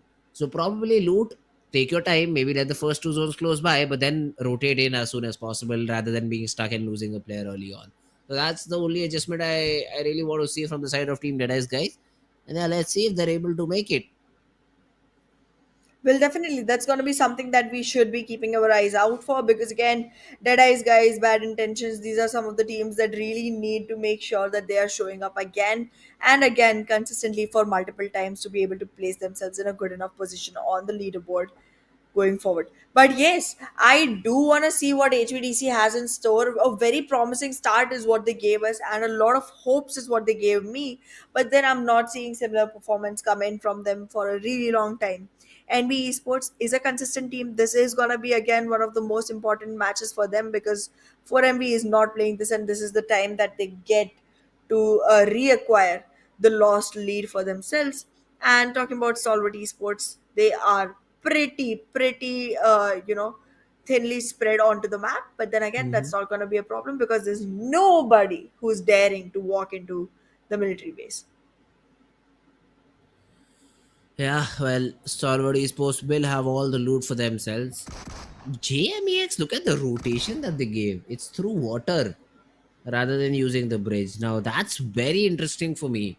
Why do you use water so early on if you want to rotate? I mean, you could have really used the bridge, asked for the other two JM players to just come in and provide some sort of a support. But yeah, that's not the case. They use the waterway to get their rotation done, and now the remaining two players will probably just jump back, get those players in the vehicles, and rotate to their merry way. Now, HVDC, if we talk about them, Pochinki is the city that they have. Rogue still is looking for good weapons. Aero has a Scarel. Pochinki in the recent days have sort of deteriorated, I think, in terms of loot because I do not see a very good loot for the players of Team HVDC. Exactly. Being able to find out the right loot is going to be slightly difficult for HVDC, even though it's a huge area. As you said, the loot has deteriorated in Pochinki, and that's going to be pretty difficult to capitalize on because you have your rotations, your fights, everything based on your drop location, and your drop location itself is not going to be supporting your desires of fighting the right way, right weapon. Then it's going to be difficult to invest into any fights at all whatsoever. In the meanwhile, ASL just scoping out the area, finding the right position for themselves, and walking right into the circle. On the way, they do have compounds, but they're not going to loot any because they have the right weaponry for themselves and great gear as well. Level 3 vest already onto Gangstack. Gangstar, sorry. Ah, well, gangster. Now, just also, even if we talk about the players of Team Sealy Sports, this is again one of those teams which were able to get a chicken in the map of Sanhok. But after that, they have been positioned very low in the leaderboard. So they also have to take care about how do they want to continue in this game. Now, all four players, I think, in a vehicle. Now, that's a scary thing. One team is all it takes to eliminate you out of the game. That's true. One team is all it takes. And sometimes, if it is a strong enough player like Heta Ulta, then not even the whole team. To be very honest, that's one player that has opened my eyes onto one new team that is going to be Leo Esports and find out what they are up to going forward. But yeah, JMEX currently trying to scope out the region quite well and making sure that they get themselves a spot which will give them enough free frag points to capitalize on because again position points is something that they're not really able to depend on just yet. And IAW, oh my god, this team, how many times does it take for a team to have bad starts for them to finally realize what they are doing wrong? Stalwart Esports though, they prefer buggies over Dacia. Now that's though a very good thing because the mobility that buggy offers is a very good thing to achieve. But yeah, for now they've got one frag. They are looting his body around the region of farm and only have to rotate what 1,000 meters inside the zone. Should not be a problem for them. Absolutely, and Stalwart Esports, we know, do not really care if they have all their players online. They just want to take the fights, so they wouldn't really have a problem even if they lost a couple of players. Even though that does not seem like a possibility, they're definitely going to be able to make it into the circle without much problem.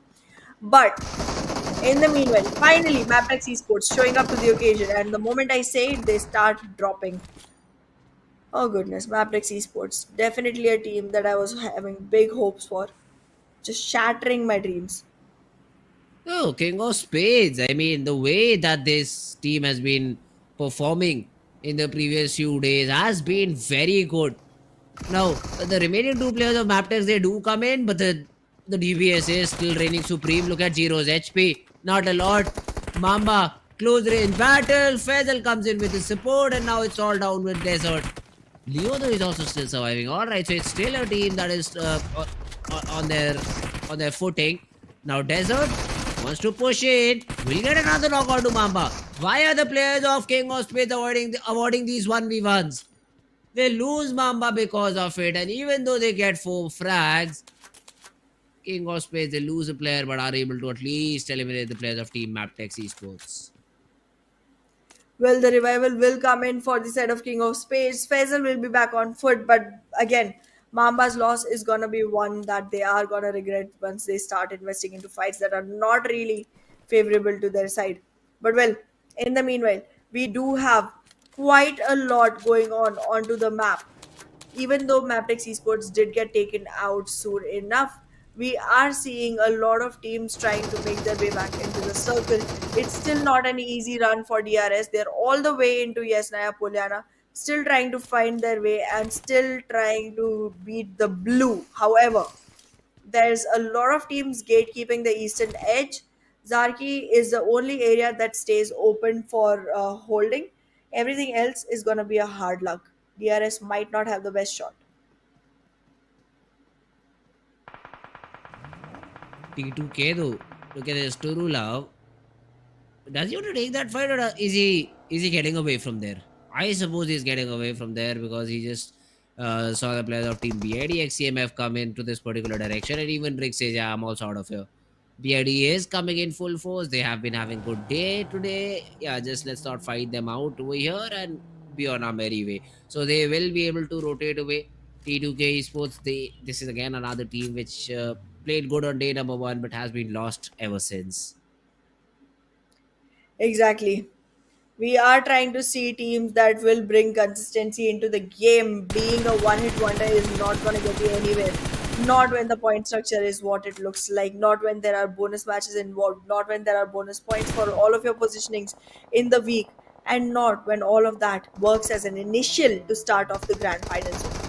But well, I guess that's going to be a long shot for the side of bad intentions just yet because the way they're performing so far, it does not seem like they're going to have a very easy time entering into the grand finals.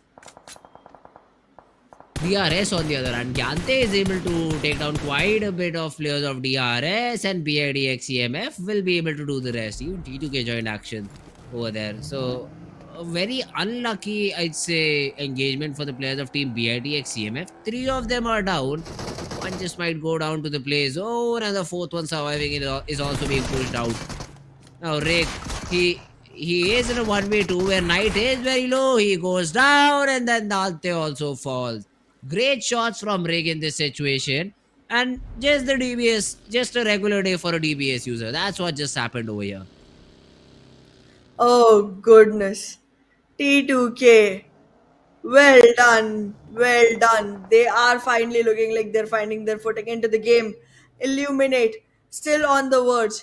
There is the support of Blue Zone for the side of Octopus, but then again, T2K does know very well where the attack can come in from. So they're going to chase the blue, but from a different direction and find themselves back into the game with 3 frags and no man loss at all whatsoever. Brilliantly done from the side of T2K. But then again, replication of it is going to be very essential to their sustenance onto the leaderboards.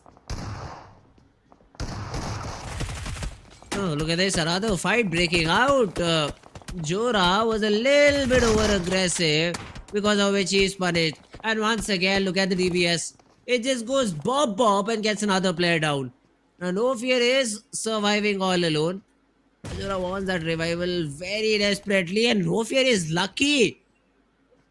If the nade just blasted 1 second earlier, he could have been taken down. But he survives. Another nade from No Fear, just hoping to get that confirmation on maybe onto Sussexer. But Precious, third party from Raw Officials, that is something you'll need to keep an eye on, guys. Exactly. Deadies guys has to be very careful not to get sandwiched in this situation. SKYLIGHTZ Gaming only has one single player who's on full HP, and the other one does not have enough to sustain with, but the healing is coming in. And Jora might also be able to fight off soon enough. In the meanwhile, the nades coming in onto Deadies guys are gonna be causing quite a lot of fiasco. But look at that. The nades not standing any chance against bullet shots. How? Slayer is again knocked. Oh my god, No Fear.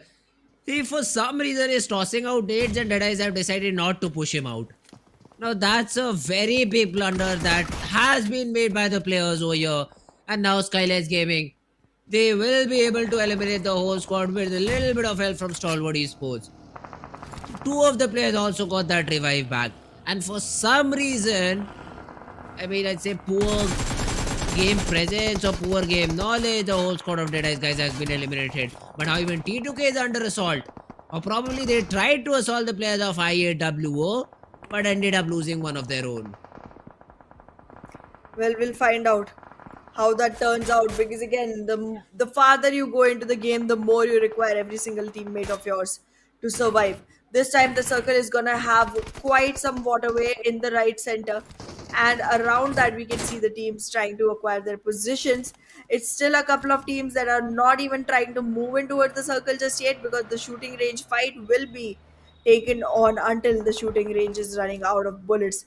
In the meanwhile, though, the center of the circle has been taken down by King of Spades, and they might just be able to convert this one, because they've been delivering good performance. We did see quite a lot of growth recently in them, but then again, carrying it forward is something that we would want to see. Look at this. Psychogen goes down, and suddenly Fizboy just tosses a net towards Domain. And now Domain is pushing in with the DBS, just wants to play around the smoke. NBeSports in a very big problem. They lose Psychogen so early on. Akazir is also in a position where he cannot get the revival, and even Mondo falls on the back lines. Fizboy, the only one standing, and probably the only one who will get them some position points.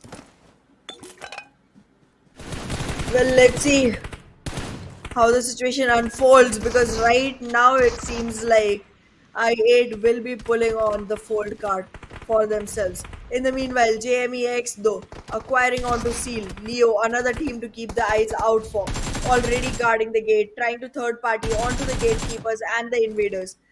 This is such a smart move. Will Leo be able to capitalize on the numbers though, is going to be the first question. In the meanwhile, Seal gets eliminated completely though. Starboy and Snipe, these are the only two players standing. So JMEX, they have to make a decision. Probably are hoping to get that revival onto Frag. But now Snipe being shot from a very far away angle will at least be able to get inside the compound. The question is, does he save the buggy or not over there? Because that is going to be the only way that they are able to rotate away from there, unless they have 100 smokes in their backpack. Other than that, Leo Esports, they have a compound for themselves just around the periphery of the bridge. The T2K Rig on the other hand gets eliminated, so that's another squad just being taken away out of the game. And one by one, these teams just keep falling. Absolutely, and falling like that is not going to be helpful at all. We are already in a point where one single team that gets eliminated now will be still on 0 points, and I think it might very well be I8, because they do not have much to live by. But in the meanwhile, NB Esports, again, one of the teams that Fritz was delivering great performance for the first 2 days, suddenly taking such a huge dip. This is not looking good for NB Esports. Not at all. Let's see once again SKYLIGHTZ Gaming now. The only two players surviving, Jora and Nima. Nima is cooking a nade, throws it out. It's a good one, and will get that knockout to Gangsta. Some third party shot through the smokes are also being thrown in. But Nima at least makes sure that he is able to get one. Down to very little HP. The spam not connecting. Nima hiding in the corner. Pops the first aid and gets popped in the head too. ASL, they lose a player, but at least are able to get the entire squad of Team SKYLIGHTZ out of the game. Absolutely, one of the teams that you need to make sure that you're closing in the gap with, because the first two teams definitely are not giving much wiggle room, specifically for MB itself. However, NBeSports not showing up to the occasion the way we were expecting them to. But ASL, another promising team, they have 6 flag points to themselves, and I am hoping to see this team actually be able to take the chicken, because they are doing good enough, but they're just not doing what it's required to do to get that chicken dinner. In the meanwhile, HVDC still fighting the zone. Still fighting the zone. Aero, what's up? Ooh, I think he just wants to get some frags or maybe provide some sort of cover fire to his teammate. Meanwhile, ASL, they still are very good on the trigger. Yeta Uta, who sort of was a star for me in the previous game, has been taken down, and Leo cannot do anything about it because he's outside the zone. The revival's not an option, and now Leo only have to play with 3 players standing. And not even three anymore, because look at the way the shots are coming in from the side of ASL. They will be able to knock another. And if that happens, then it might be very difficult for Leo to actually survive for long. In the meanwhile, ASL already becoming one of the top 8 teams to survive in this particular match. And I feel like HVDC has a great position advantage to themselves. Chiplot, he will go down to the water. He wanted to come up and get some just breathe some fresh air. Well, that's not the case. He will go down and has also been spotted down. So no more reviving opportunity for Slipknot to Leo left with just 2. ASL, they have their eyes set on the players of Leo players. Liquid is, I think, first on the menu, and after that, Noah will follow up. JMEX on the other hand, look at that snipe. I think he's also using water to rotate towards that particular position. But because of this shift, if you look at this, what it has done is it is forcing the players towards the shore of the river. So even ASL at some point in time will have to go towards the main island. And this will harm a lot of these teams. Nova spraying snipe down. He also has been taken care of. ASL, they are just dishing out damage from this part of the map. As of now, ASL with the numbers that they have on board does look like a very strong contender. But however, we cannot count out King of Spades. This is one of the teams that just shows up out of nowhere and then squeezes themselves into the top 3. This is a pattern that has been being followed by the players of King of Spades. In the meanwhile, though, HVDC finally surviving for long enough to actually have placement points, but JMEX, will they be able to fight this off? Because this does not seem like one of the fights that can be converted into anything by Starboy. Let's see. Praveen, on the other hand, has been able to take down one of the players of Team King of Spades over there. Okay. KOS still surviving. Now, that's a great thing to show to us. Sanchi spraying down ASL. They do take chip damage, but that's not enough to get that knock. And suddenly, if you look at the zone, it has gone all in the favor of HVDC. We were not asked about the prediction, but I would have definitely predicted HVDC. So that's on our producer for not giving me 1 point. But yeah, HVDC, great spot for them.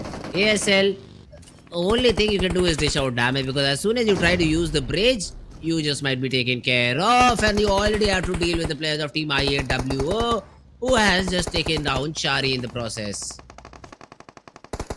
Well, currently with the top 6 teams, the area keeps on contracting, and one after the other, they keep starting facing each other off.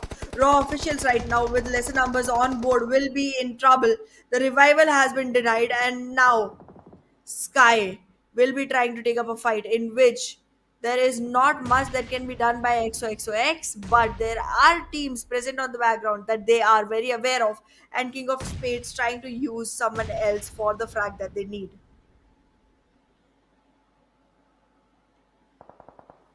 King of Spades. For some reason, Deathstorm is still in water to survive, not get spotted by any player up on top of some hill which he does not see. So that's a good decision. Raw official though, one part of the bridge and jiggled on the other one. And it seems like none of them are inside the zone after this move. So that's not a very good thing. And in the next 1 minute 30 seconds, the zone will also completely close in. So how does Jiggle make it the other way around? Sky has already been taken care of, so no more Sky in the game for Raw official. Now, but how do they rotate in? HVDC, they really have a great hold into the zone. And Malik, he thinks that this is a safe spot, but the players of Team King of Space will just come in and maybe jump up and get another frag. Although that's a good decision made by Malik. He just uses the vehicle, stays inside it, and just wants to heal himself up if it all comes to that. Well, as of now, ASL with one more man loss is gonna have a hard time going forward. However, HVDC still surviving with all fours. This is gonna be something interesting. This might be the time that HVDC shines again with that jolt of electricity that they pumped into themselves. Another frag coming in, ASL taken down completely. Now King of Spades is gonna be one problem that needs to be dealt by. And alongside, there is a lot that HVDC will have to do just to make sure that this one can be converted into a victory. Raw officials already at a very low count though. Oh no. Yeah, Faisal just confirms another frag. So I mean, it's good. It's good for the players of I'd say the King of Space that they are getting all these frags. It's all well and good. But the problem is you won't be able to get far with this. HVDC, they already have solid ground. Look at Rick's position. Look at Aero's position. They've got them boxed in.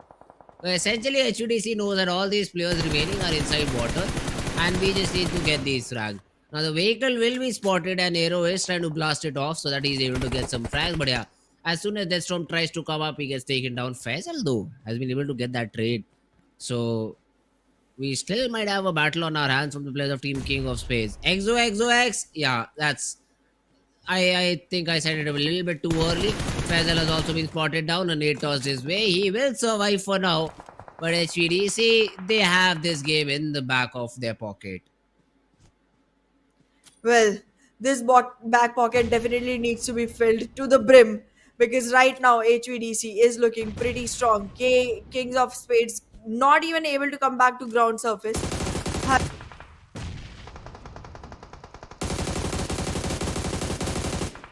A 1v4 between Raw officials and HVDC. They are gonna be able to fight Faisal soon, so I'm not even counting King of Spades into this. Even the last remaining player cannot do much about this, and Faisal will just give away his life. Malik finally surfaces, dives back in. Wasting time, that's what he's doing. Just wasting time because we know already it's a 1v4, it is HVDC who will easily be able to get that chicken. The only thing is they just want this flag, and I think Malik is making sure that this team does not get it. He will just die underwater and not give the frag to the players of Team HVDC. And that's a great thing to do. Why give extra points to your opponent? So he will be eliminated, and high voltage DC, they get that chicken dinner for themselves. Well, there it is. HVDC finally getting themselves the chicken that they've been waiting for. It's gonna put them on to as well, and that's great. Great start for the team. I am hoping great things coming in from the side of HVDC. A lot of new names flashing on the leaderboard, and they are all giving me hopes for this to become a much closer game. With 8 total eliminations and 18 points altogether, HVDC rocking the top positions for themselves and are going to be able to push themselves all the way to the first page of the board just by slight.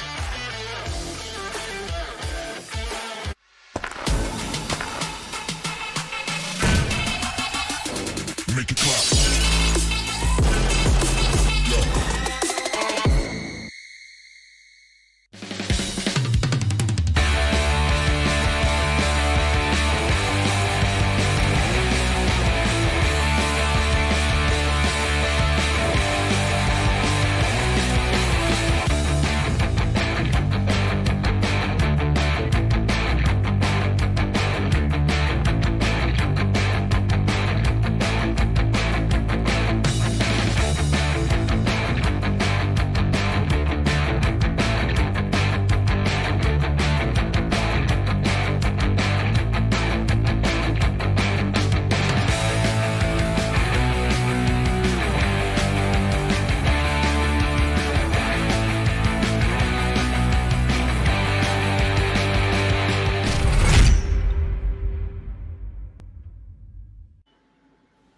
Welcome back, everyone, to PMPL SA 2023 Fall Season. I'm your host, Anna, and with me on desk is Fritz.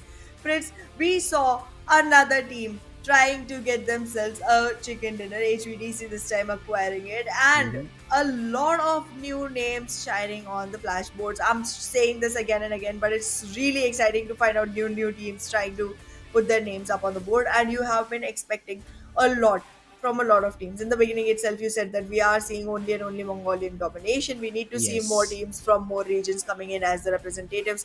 Do you think you are going to be able to expect more from the rest of the regions now? There are a lot of names coming up. Yeah, that's correct. I mean, the previous three games have been chickens from various different teams. The only thing that I'm still concerned about is a consistent performance, which has been at least showed to me by one of these teams. King of Spades is a name which I've seen very common.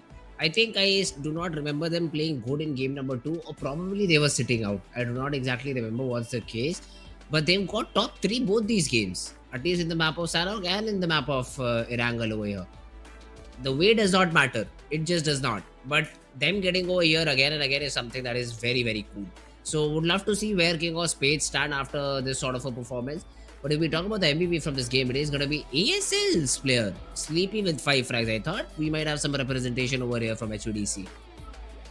Absolutely thought so, but well, with those five eliminations, Sleepy puts himself on the MVP board, and this team did not survive very long. They were good enough time, but not like towards the last exact circle. But like, I mean, I'm impressed. I'm impressed. Color me impressed with 846 damage and only 88 healing.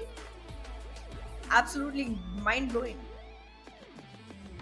ASL, they had a good run only until the zone did not just push them away from their spot that they were trying to hold. So it's okay. I hope we do see a better performance from them in the upcoming matches. If we talk about the top players, we also have some representation over here from the players of team Stalwart Esports. So tops as well in the lobby with 4 eliminations to his name. Domain, if we talk about him, we also have him from IAWO. It is again one of those teams who are on the bottom charts. So great thing to see all these players perform a little bit better. Absolutely, and this is a completely unexpected, top player board. We are seeing a lot of Mhm. representation here, and I mean, Tops definitely does make it multiple times. But then, other than him, we are seeing a lot of new names show up, and that's good enough. But then again, in this particular match, the positioning has been pretty well. Like, I mean, 8 frags coming in from both HVDC and ASL, putting them in great positions for when numbers come in Mhm. consideration. But then, do you think ASL will be able to acquire themselves the kind of leap that they need right now on the main leaderboard? We'll have to see about that because I think after game number three, we usually see the overall standing. So we'll have a clear idea about what's happening. SKYLIGHTZ Gaming as well, 6 points to their name. I think they were third overall in the leaderboard, and this will definitely help their cause. Stalwart Esports, only 4 points. DEADEYES CMF. There's the consistency I was talking about. We cannot see a game with just 3 points to your name. Leo following up with 3. DRS also has 2 points. NBeSports falling very short. This was their game to close in the distance with the players of Team 4MV. It seems to be that they've missed it. Exactly. But let's take a look at the overall leaderboard and understand how far NB Esports is now compared to 4MV. And look at that. It's 13 points difference between 4MV and NB Esports in total. The frag numbers itself is so huge. I mean, NB Esports in placement points does acquire a 3 point lead, but 4MV, the number of eliminations they have acquired, Oh. 16 point difference. Yeah. Yeah, 4MV. They just have a very good lead. And SKYLIGHTZ is again another team which is slowly and steadily coming up. But look at King of Spades. 68 points and on the 6th spot. This was the team I think which if I remember properly, were on the 17th spot after day number 1. So they have jumped up quite a bit in terms of positioning. Now, if we talk about the bottom four, this time around it's Leo Esports, Mabetex, JMEX, and we own Illuminate. These teams have to buckle up, even I'd say Seal Esports, because it's just 38 points and this won't get you very far away for a very long period of time. Exactly, and I'm very worried for Seal Esports, IHC, T2K Esports, and Bad Intentions. Even though they have one chicken each, their points do not reflect anything good. That means the consistency is lacking. That means that you are not acquiring as many points as you are supposed to multiple times in a repetitive manner to actually put yourself in a great position. Being on the second page even after chicken dinners is not the best color on any team. But well, we have still quite a few games, and the one that we are going to be walking into right after this is going to be TDM. Hey, TDM. Now that's a fun one. That's for sure a fun one, and would love to see how today's teams play. I again forgot the name, but we will Stronger as soon Fake as we Love jump and Bad into the game, we will Intentions. see which players, which teams are going to play this fun little segment that we have for you guys. So yeah, excited for this. Let's see which team comes up in the TDM list. 4 rounds overall, then the grand finals, and the teams reaching the grand finals will obviously have a prize. $300 for the second one, $700 for the first one. Just to remind you guys, a total prize pool of $1,000 is what we have for the Stadium Championship. So yeah, this Stadium Championship is going to be fun, and let's just jump right into action and see which two teams are we talking about. Stronger Fake Love and Bad Intentions. I think that's the teams that we're going to be going in with today. And yes, that's exactly who we have on board. Stronger Fake Love already acquiring the first frag point for themselves, but I somehow have better expectations from the side of Bad Intentions this time because we are seeing great performance coming in from them. Again, a map that requires a lot of individual brilliance was won by them. So I'm hoping that the momentum stays on their side. But then again, the moment I start saying anything, the complete scenario changes itself. There's a jinx that comes into play, and Stronger Fake Love already on a 2 point lead, make it three, because there's a lot of aggression coming in from the side of STR Bekujin. However, Bad Intentions not very far behind, trying to fix things, trying to make their way back in. But then if you talk about the warehouse area in particular, there's not much presence inside it from either team. However, there are going to be positions that can be acquired outside the warehouse which give you a clear angle inside, and that's something that the teams would want to exploit right now. Bad Intentions very close to the warehouse might be able to acquire the region. If they do, that's going to be a very dominating position. However, if all of them are at the same exact point, they might lose everyone at the same time and make the warehouse a clear giveaway for the side of Stronger Free Club. Nicely done from the side of Seniors, but that's not enough. Stronger Fake Love, there's only 1 point lead. You gotta make it a huger lead, and for Bad Intentions you gotta cut this short, and they do, finally leading the numbers. Bad Intentions back in form. From here, if Bad Intentions is able to acquire themselves at least 9 to 10 points lead, they will be able to see themselves coming up on top of this match and making Stronger Fake Love leave the TDM arena in all. Because again, this is a single elimination round, isn't it, Fritz? That's true, but it has been going very back and forth between Stronger Fake Love and Bad Intention. So that's a very big problem for both these teams, because one, it just takes one squad elimination for you to entirely lose the control of the game. Now, Beko Jin, he thought he had some support from Senor from behind, which was not the case. Although once again, the trades just happen out perfectly, and Bad Intention end up with a point lead overall. That too has also been just taken away, and Stronger Fake Love just doubtful just gets a double and has been able to just neutralize any sort of advantage that Bad Intentions had. Look, this neutral situation is definitely putting Stronger Fake Love in the advantage now. But going forward, they will have to make sure that the utilities are deployed well. And look at that, already acquiring onto that stage with two players already having control of the warehouse, will be able to shut down Bad Intentions and Stronger Fake Love again coming up on top. CMF Knight using utility but Ah, becoming gone. prey to one as well. Mm-hmm.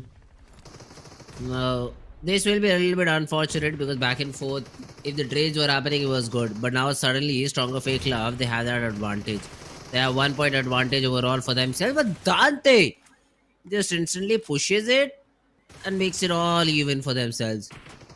that's that's again something that was not expected by that particular player or by that particular team. Now, Knight has been tagged up quite a bit. Easy cleanup for Refuse and even gets a double on the back of it. Again, putting Stronger Fake Love in a stronger position. Absolutely, and being on the stronger position, they might just find themselves actually walking in for the next one, and bad intentions not being able to clarify their own position into the TDM going forward. But for now, Stronger Fake Love is not sticking to what we usually see the teams do.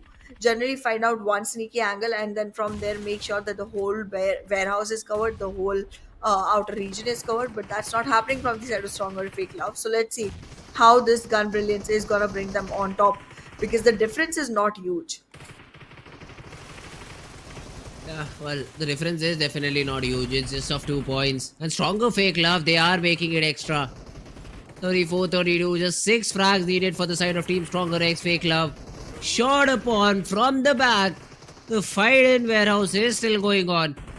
Jax holds it down, and BID they sort of make a comeback. The lead was once of 4 points, but has now just been reduced to 1.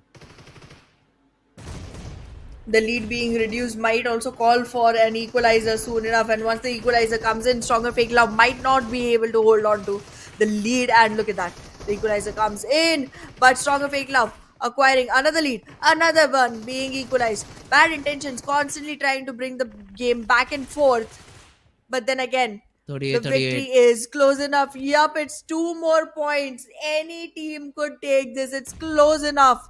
Which one is it gonna be? Which one is it gonna be? Is the question. Utilities being traded constantly. But right now, Stronger Fake Love trying to escape the area, trying to find out if they can pin bad intentions from behind instead. Aggressive stance, Oh, and there's one another point. frag. 1 more point. It's a match point for the side of bad intentions, but Stronger Oh, Fake Love Dante. acquires it first. Dante falls in the last second, even though he did the maximum heavy lifting for his team. But essentially, when it mattered the most, he was caught running and he was caught off guard. And just because of that, Stronger Fake Love will be moving forward in the lower brackets. Round number 2 is where this team will find themselves at. Their bad intentions like CMF. Good attempt, not good enough. True that. Now, Stronger Fake Love will be facing off NBeSports going forward, and if they win, they might be able to continue their run and fight off whoever wins among T2K and Leo Esports. However, for today, this was the one TDM that we had, and Mhm. Stronger Fake Love coming up on top makes the victory theirs. Now, the last one that remains for round one is gonna be King of Spades versus JMEX. That will happen tomorrow. Yeah, well, that's a game we will be waiting for because they will be playing a very tough team. That's 4MV. So we'll have to see how does the winner of this battle, King of Spades and JMEX, pan out overall. But yeah, this was the fun game of TDM. Now we will be moving on to the main tournament back once again. So the map of Miramar is what awaits us, Sahana. That particular map, the land of DMRs and snipers, had been ruled by multiple different teams. There hasn't been a clear winner or a team that clearly plays it. I'd say consistently enough. Exactly. We'll have to find out if any player is going to be able to acquire themselves the spot uh, that they require for going forward. Because again, this is very difficult right now. Going forward, we are going to be walking into Miramars, and I have Hmm. different expectations this time. What do you think, Fritz? Is 4MV going to be able to cover up and acquire themselves a bigger lead because they were sitting the last map out? However, NB Esports did not really change the leaderboard much.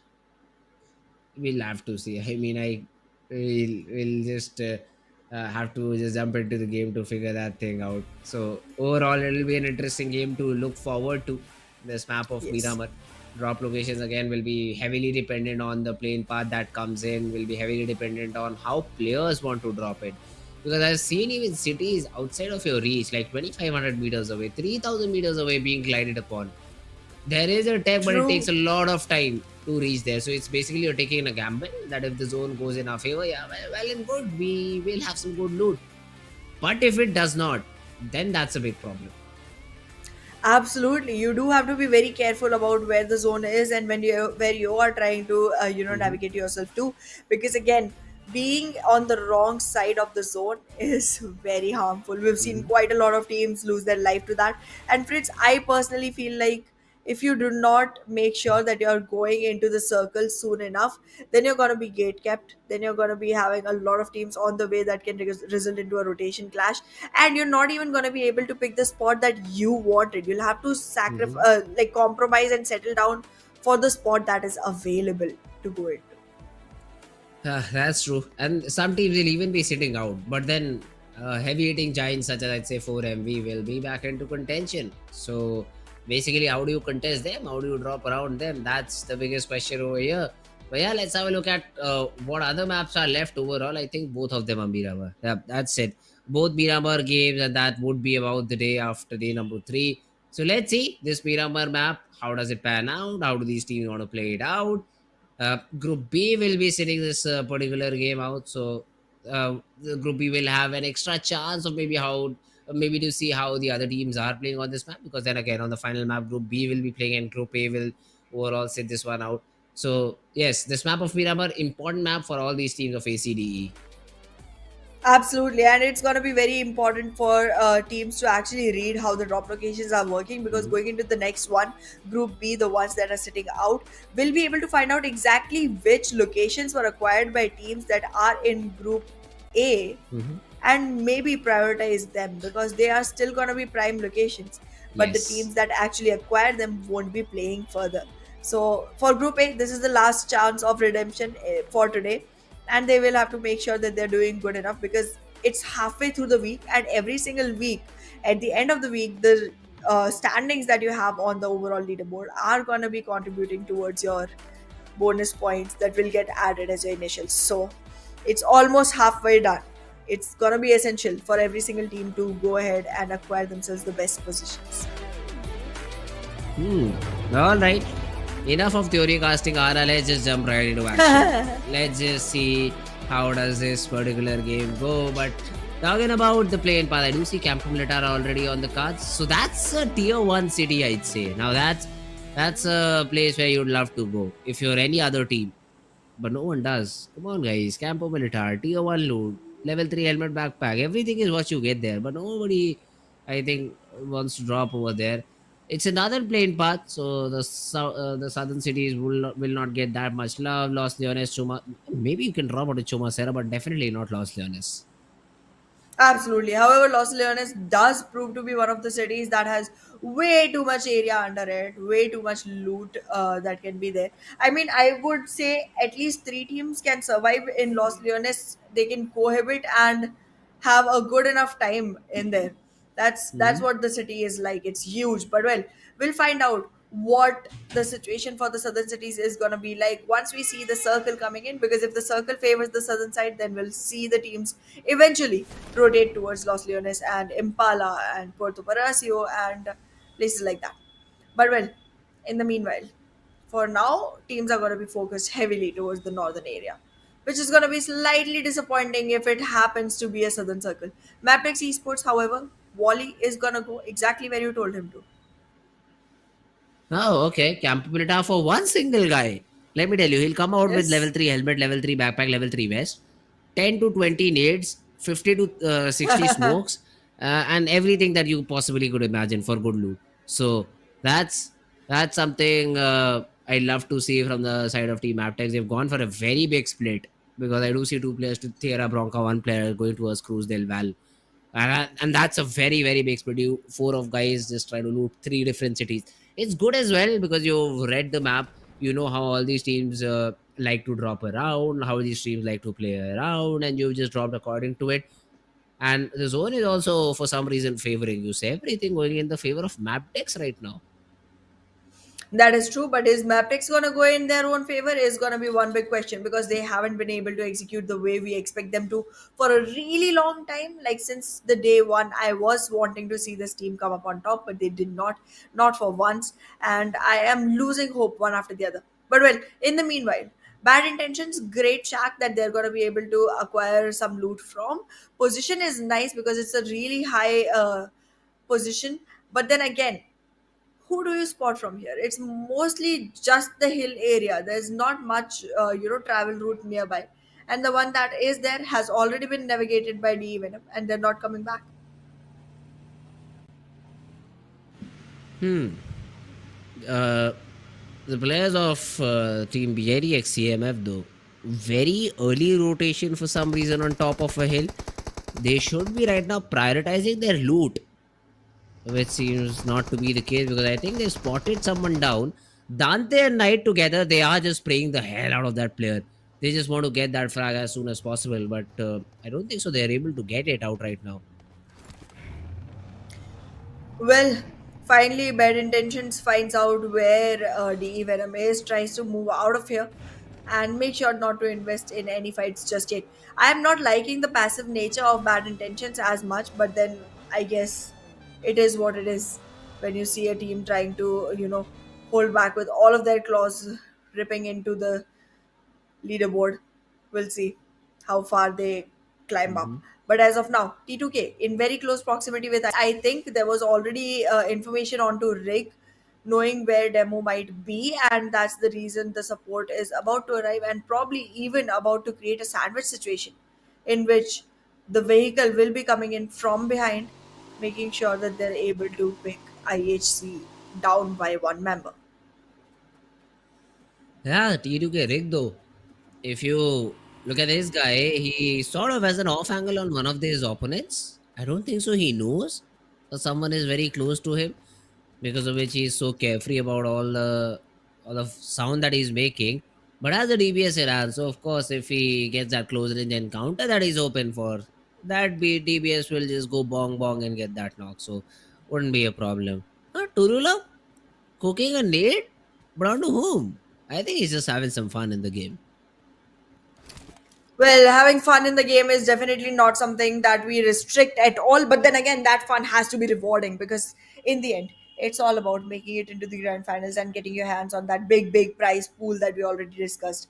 But well, Hmm. as of now, IHC still in close proximity with T2K, and these four players in a split from the side of T2K are acquiring a lot of real estate, and with that, they are making it very hard for IHC to actually move around and breathe. But Turula will get truly hurt. Yeah, well, random sprays, demo. See the player, tags him down. Not enough to just get that knock anyhow. So IHC will still survive, probably rotate away, which is a good decision considering you are the team that sort of invaded the place that your opponent had, and you exactly do not know where the players of Team T2K are positioned. So all these things will help the players of I'd say T2K a little bit, forcing ISC to move away. Yeah, that's about it. T2K will be able to push them back. Zeol is the only one sticking out right now, sticking around right now. But Demo from some other part of the map has been able to get a knock. And now Alex is making an angle on Turulov. Now this will punish Turulov because even Alex, even Zeol has that angle. Beautiful execution that has been thrown in by the players of Team IHC and T2K. No answer to it. Well, IHC as of now losing players, Zeol has been taken down. But is that gonna be a good enough situation? Because both these teams only one frag point each and both have lost a player. T2K also has one player knocked already. It's gonna be Rig and the teammate that are gonna be able to fight off against IHC. However, IHC has retracted from this fight and just want to go back into individual gameplay after all. T2K, one of the players who was on top of a hill, probably his vehicle got busted down. He jumps down and somehow still survives and wants to get that revival maybe onto XMPL. Although I don't think so that's going to be possible because XMPL is just bleeding very very fast. And even though well, I think T2K, he is attempting the revival. Will he get to XMPL in time? Does he have any opportunity to do so? Well, we'll find out. We'll find out soon enough because these opportunities are gonna be something that you really need your eyes to be peeled out for. But yes, again, there's way a lot of voting coming in for the side of DRS, but they're not able to make it just yet. Let's see Hmm. if this is gonna be one of those maps where they change the history, where they change uh, the whole course in which the game has been set in motion. T2K again getting spotted, but no connection from Alex. What was that? Just an attempt, I'd say, from Alex to get that frag. And even though Rig now has no ammo in his AKM. So basically, he is just a guy who can fight close range battle with that DPS. He's also obsolete in mid range battles. So that's something T2K need to worry about. They should just maybe fall back and focus on their loot rather than now holding their ground against the players of Team IHC. Because IHC did what they came for. They got one frag. They are happy with the 1 point that they have, and it has been a very long time since IHC, were able to win a battle. So I think IHC they were forcing the issue so that they are able to get that 4v4 team fight and hopefully eliminate the players of Team T2K to get their confidence back up. But now realizing that even T2K has fallen back, IHC go for the same thing. IHC trying to replicate but still not acquiring just yet enough answers. In the meanwhile, there's literally 6 teams struggling to find a spot into the play zone, 4MV being one of them, DE, Venom, Seal, King of Spades, alongside Bad Intentions. These teams need to rush their way into the circle because right now this is not one damage that you want to deal yourself. There is a lot of emotional damage that's already onto quite a lot of these teams because they're not even on a good position in the overall leaderboard. But yeah, 4MV being one that is trying to enter into Los Leones.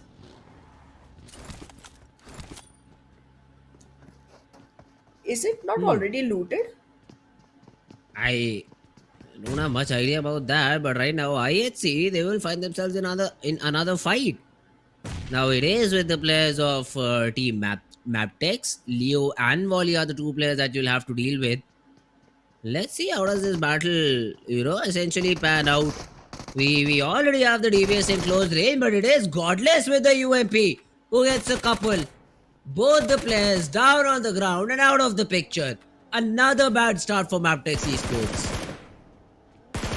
Well, Mabetex Esports has zero consistency when it comes to being on the brighter side of it. But if you talk about just not being able to perform, that they've been doing very consistently. But in the meanwhile, taking a look at the rest of the teams, Mabetex Esports being the one with least number of players alive, one single player. Let's see how far they can actually go ahead and keep themselves afloat. But this time, I'm gonna keep my eyes out for Leo because I'm hoping for this team to actually come back in with a great gameplay. But yeah, in the meanwhile, we are seeing T2K still trying to fight this off with just 3 players on board. Hmm. Now, if you look at the players of Team T2K Esports, they've lost to Rula, as you said, but they have one frag to their name. Now, that's the bottom line, though. I mean, that was the fight against the players of Team IHC, if I remember properly, and that did not go in their favor. STFL, though, in a battle with HVDC, Senor is coming in to provide some support, or is Senor just signing his death warrant? Because now he will be pushed out by the players of Team HVDC. Sancheer is there to get another frag for himself. Yeah, STFL, they will be at a loss of 2 players if it all goes wrong. Well, absolutely. Making sure that your numbers do not drop is going to be very, very important. In the meanwhile, though, HVDC trying to acquire numbers one after the other, lose the fight to stronger fake love and putting them on the better side of it all. Right now, HVDC not looking good at all. 2 players down, might not be able to recover. HVDC is still in that close range battle. Ryuk tosses the nade out, but the push in from Doubtful. Now, this has resulted in him getting 2 frags to his name, 1 frag to his name. At least Rogue is able to come out, but DEADEYES guys with the third party. Now, this will even harm the players of Team HVDC a little bit more. How do HVDC deal with this? That's the biggest question, though. Ryuk gets that revival. Now pushing back into the compound. Ryuk wants to just reset, but there are multiple teams rotating from this angle, rotating outside of this compound, which will give ample amount of time to the players of Team HVDC to deal with Dobu and get that frag. So HVDC will gain control to the compound and eliminate Stronger X Fake Love without any points. Well, stronger fake love with one single elimination has been sent back to the pavilion, and I think similar fate awaits Mabetex Esports as well. Venom D, I'm not expecting great things from them in this particular match. Leo, however, I do expect to see change things around. IHC, maybe.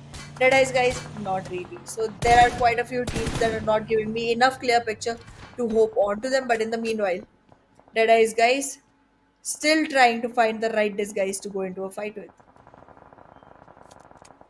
Now, HVDC, if you talk about them, they still have this particular compound that they're holding and just want to, just play around it. Deadeye's guys, on the other hand, the team that decided to, sort of third party this ongoing fight, got fourth partied themselves, from some other part of the map. So that hasn't been very good for the players of Deadeye's guys. And if you look at this, only two of their players stand, whereas they hoped to push this compound with four. So HVDC, they will definitely thank their lucky stars for support like this from some other team. But yeah, with 15 teams still remaining and stage 3 already closing, I think we are up for some more fights that will happen all around the map. Well, the fights will definitely commence soon enough once the horn is played. Once the death toll starts to ring, teams are going to be losing players left and right. But we are still just into stage 3, and teams are still holding back a little. We were seeing a much aggressive Miramar map early on, but soon teams are realizing that they have to stick with their points. The ones that have great enough points for themselves already are trying to make sure that they don't lose the lead. The ones on bottom are trying to close in the gap, and the ones in the middle, they are the ones fighting for real because they want each of the spots so badly. SKYLIGHTZ on the other hand. Uh, One of the players has been able to take down the player of bad intentions like CMF, jacks down on the ground. Now the revival is imminent. Probably a long range battle, otherwise he would just have been finished off. But SKYLIGHTZ, they just get answered right back. Nima knocked out. Dante and Degree closing in on him, and the frag also gets secured. And SKYLIGHTZ, the earlier decision was to support their teammate, but now it seems like they just want to get inside the play zone for a better safe position. Well, let's find out if the safety is really gonna be in the favor because for now, Junkyard is already out of the map area, the safe zone, and there's blue zone pushing players from the side of Junkyard, and that's gonna be pretty difficult because SKYLIGHTZ Gaming is gonna be standing right inside, trying to wait off the coming fight. However, numbers are not looking really good, and there is a third party possibility, so they may or may not participate into this fight. But as of now, no fear is looking good enough. Now look at this. Knight needs to reload. Will be able to do so, but in the meanwhile, the player will just escape. So he also has a buggy that he can use to get inside the zone, and he is not very far away. But finding a dip is definitely going to be a difficult situation, a difficult thing to do right now. Now, Degree tossing a few smokes towards Dante so that the revival could be facilitated over here. But SKYLIGHTZ Gaming from the upper angle, from the upper range, are posing a threat. Although Knight wants to go in all alone for some reason. What? Now, bad intention, I do agree your name is bad intention, but not bad plays, right? You're going all alone without any information and just get your whole team eliminated out of the game. Absolutely, on fifth rank, bad intention gets taken down. We were expecting it to be Mabetex Esports, but they still managed to survive quite a little, being that rat works out for now. But in the meanwhile, the junkyard area is being scoped out. SKYLIGHTZ Gaming, way too much intel on their hands, and soon enough, they will find out the sole survivor from Mabetex Esports. That is going to be quite difficult because fighting off a whole team alone is not something that you get a lot of practice on because it's rare to happen. But well, there's definitely scope. Scooby, this time around, look at the position he has. Now, HVDC, I'm surprised to see that they're not able to scout that angle out till now. I would have. Just joking. I think there'll be some line of sight blocking, maybe terrain that comes in the way to shoot down Scooby. Otherwise, definitely HVDC would have gotten that frag way back long. But yeah, for now, still just holding that same exact compound, and HVDC look to be in a good spot. Although, if we talk about the zone is also closing in. And hey, it's prediction time. So let's see. According to the minimap positioning, let's just go with Stalwart Esports. I'd say 4 of their players surviving, 2 frags to their name, and almost a pseudo center, not exactly pseudo center, a little bit towards the northern side, but the zone probably will shift in their favor. I'll just go with Stalwart Esports this time around. Ahana, what about This you? time I'm gonna go for T2K. I want to see this team come Okay, back up bold. on top, and let's see how they turn out to be. They are pretty close to the center and will have great opportunity to move around. And soon enough, there is vacant space that they can acquire for themselves, which might really put them in a upper position. But well, yes, it is slightly bold because there is not 100% confidence into the team just yet. But I am expecting them to show up with better results this time. Okay, T2K it is. Never mind. If we talk about the circle, though, has gone a little bit towards the southern side, and we still will have all these fights happening. And I think King of Spades will be in a lot of trouble, considering Stalwart Esports have a different angle on this battle. 4MV on the other hand, he goes down, seals Kobe, gets that frag, and even confirms it instantly. So yeah, no more four-man squad for the side of Team 4MV. 4MV though usually play in a very similar way, right? They just don't show themselves for the very first four zones. And even if they do, it's about one or two frags here and there, just collecting third-party kills. And suddenly after that, in the final few zones, they're able to rack up a good number of frags. Just because of good positioning that they're able to gather in terms of after getting intel from the first four zones. So that has been the case, but the previous two times they've been losing players left and right. And that has been a very difficult thing to deal with for the players of Team 4MV. Baron, yes, he comes in with a counter offer to the player of HVDC, and he might be able to get that frag confirmation too. But how do they continue? That's the biggest question.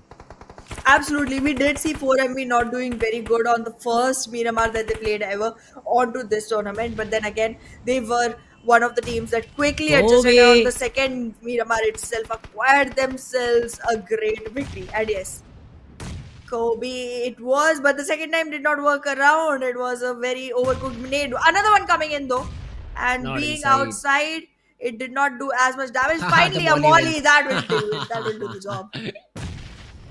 It's I mean, what a usage of utility from It was Stalwart. Three nades holy. outside, one molly inside, and then you exactly just force out the player out in the open. You exactly know where he is going to be. So that's good frags to find. And even in the meanwhile, one of the players of Stalwart Esports was able to get that frag with a nade onto SKYLIGHTZ Gaming. So all these things is going in the way of Stalwart Esports. Apex, on the other hand, falls to Scooby's nade, and he will be completely taken down because I do not see any sort of a backup for the players of Team 4MB. And yeah, CL Esports in a little bit of a troublesome situation because they themselves are cornered into one particular area.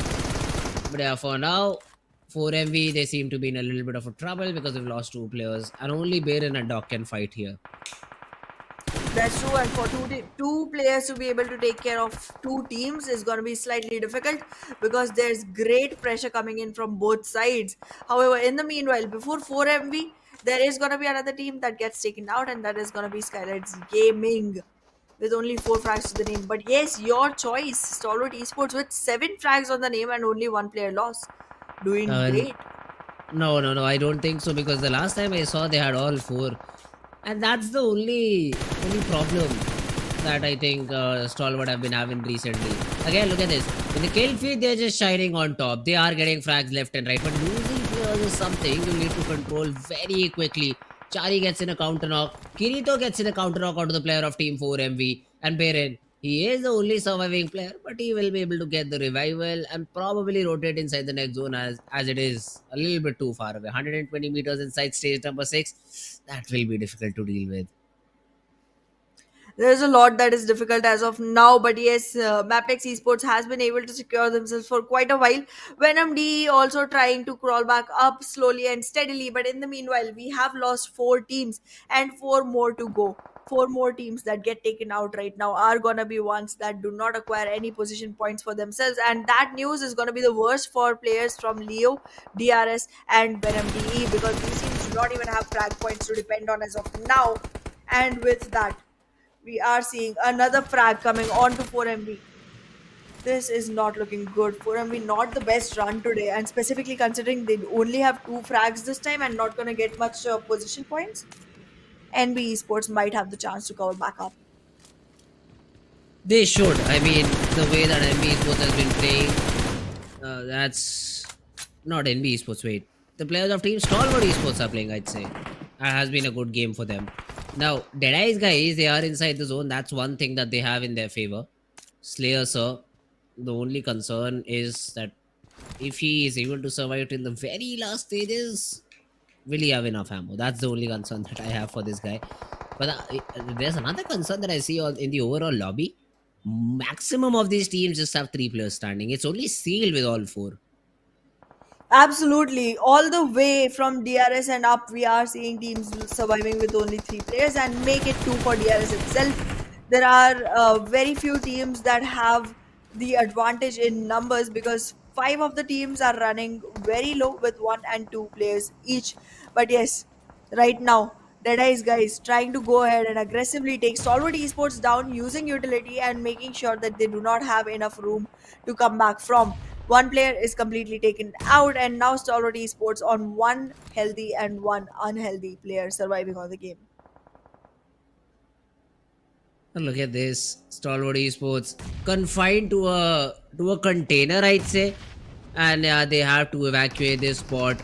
Otherwise, they'll just be taken down, remaining with just 2 players, 2 different teams on either sides, and one good nade is what it took for the elimination of Team Stalwart Esports. 10 eliminations, but they get eliminated on the 11th spot. That means no position points, I think. It's only 10 points overall for this team.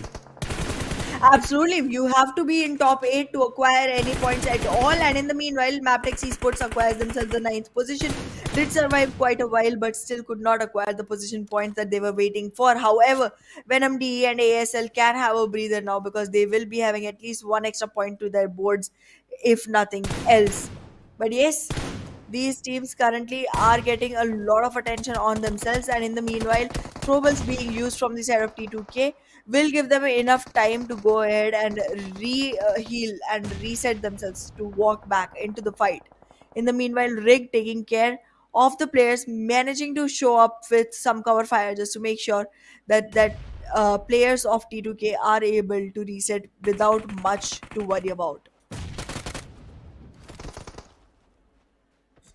T2K though, look at this. Rig spotted down, but has been able to get 1 knock. Although Alex's nade will make sure that the trade always happens. But yes, T2K, I don't think so. They have a very comfortable spot. One of their players down on the ground. Someone has to get that revival. In the meanwhile, Leo Esports being pushed upon. And they also get those flags for themselves. So 1 by 1, even Leo Esports falling down. Now HVDC, I do see Aero tapping out Rig. He's also down. He's also out of the game. 7 teams. And still I see 13, 14 players surviving. What is happening right now, Ahana? 2 teams with 3 players. The rest of them with just 2. And ASL only has 1 representative surviving. Exactly, and that's not looking good. That's not a good color because we generally know that it's a bigger number of surviving players that puts you on the winning side of it, and this is not looking good for most teams. However, Seal does have a great opportunity on their hands. They have 11 points in frags itself, and they are going to be getting position points as well going forward from here. So let's see what Seal brings out from their stock. And the moment I say it, the Jinx is alive, and with that, there are live players go down to just 2 with 1 still on the ground knocked. Ooh, Soul is down on the ground. I mean, Seal. This Jinx exactly as you said. Now, Fearless is trying to get that revival, but I think Alex will try to be the bone in the meat over here. I just hoping to get that frag altogether, I think, with the spam. He just might be able to get that second knock, only if that ridge was not there. But yeah, 22 seconds on the clock. The revival has to be made very, very quick, and then they also have to move inside the zone. Plus, IHC, they have to deal with the players of T2K. XMPL somehow has been brought back up, and now T2K with 2 players standing, a 2v2. IHC cannot take it casually. Absolutely, being a team that goes beyond confidence is gonna be a prize that IHC pays, and yes, the third party is also gonna be requiring some fruits, acquiring some taste of victory. Last 4 teams remaining on board. ASL does not seem to have any chance at all. DE Venom, DEADEYES guys might be able to equalize the numbers at least, but it still looks like a Seal game. Seal might just be able to steal another victory for them. HVDC though will be a strong contender in this, because look at this, they are just making sure that all these third party elements, all these teams which are capable of a third party are being taken care of, and it is only Chari left to deal with. And high voltage DC will make sure Chari gets nothing at all, so Seal won't be able to push in right now. But HVDC, there's an open ground in front of them. Where do they take cover from? If Rogue is able to get this knock, it could entirely change the game. Good cover from Fearless, but he has also been tagged out and goes down. Now that's a big opportunity for the players of HVDC. Kirito gets taken care of. Only one player remains. It is going to be Soulless. Steel thought they had this in the bag. Well, guess what? They're entirely wrong as it all falls on to Soulless to pull off a 1v3 now. Oh, this is gonna be really hard for Soulless to actually go ahead and do it. He secures one more knock, but then gets taken out. And Seal, even after such a huge number on boards, does not acquire the winner chicken dinner title for themselves. That 1v3 just shut Soulless down to a very difficult position. But the team that will take this meal for themselves served right into their attacking pans with all the spices that they did is gonna be HVDC. Putting our bets on them for a really long time, but finally they show up the occasion with 25 total points.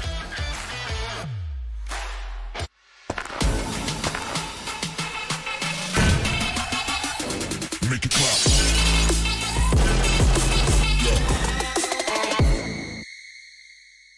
A new 1.6 by 1.6 kilometer map is coming to PUBG Mobile version 2.7. In this map, there are several energy zones where you can receive random attribute boosts, such as increased speed and health recovery. At the same time, lots of supplies spawn in the area. Be sure to grab them while you can. After finding all the supplies in an area, you should keep moving to find more supplies. The fastest way to move about is through portals. Go through one to teleport to the other side somewhere else on the map. After exploring an area, it's best to teleport somewhere far. However, it's important to note that there's a cooldown after use, so it can't be used too frequently.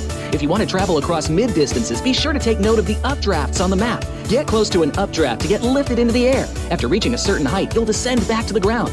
During your descent, you can freely adjust your direction to head to your destination. This transportation method is very handy for escaping dangerous situations. Another thing you have to watch out for are the volcanoes on the map. The lava erupting from these volcanoes can cause damage within a certain range. Be sure not to step on the lava, otherwise you'll keep taking damage and lose health. After arriving at a new area, be sure to search for exclusive crates. Approach them to get exclusive themed supplies. Apart from exclusive crates, timed airdrops are also a great way to get supplies, so make sure to keep an eye out for the countdown timer on the minimap. It indicates when an airdrop is about to appear. After the countdown ends, a crate with amazing supplies will rise from the ground. When this happens, there will surely be many enemies vying for the crate, so make sure to lie in wait beforehand and evacuate quickly after grabbing the supplies. If you get injured when going for the supplies, go to the recovery point indicated on the map. You'll be able to heal there. Just run into it to fully restore your health and armor in an instant, just like with teleporting. The recovery point has a cooldown after using it. It can't be used again until the cooldown ends. If the battle gets too intense and you find your teammates eliminated, you can bring them back within a limited time at the towers located on the map. The towers also have cooldown after being used. Each player can only be brought back by a teammate once. Players that have been brought back will directly respawn near the tower that was used without having to jump back to the battleground. Hurry and join your friends in the fight for victory.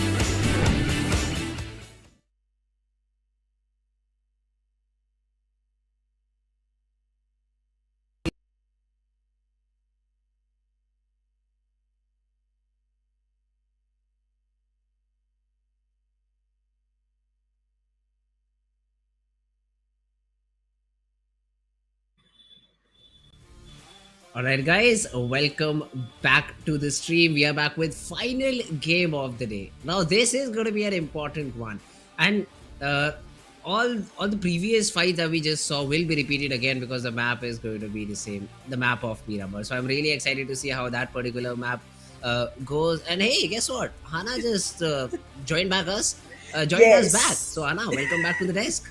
Thank you so much, Fritz. I really wanted to see you bringing everyone back and doing the welcoming part this time. So I was like, let me just take a pop out for this one.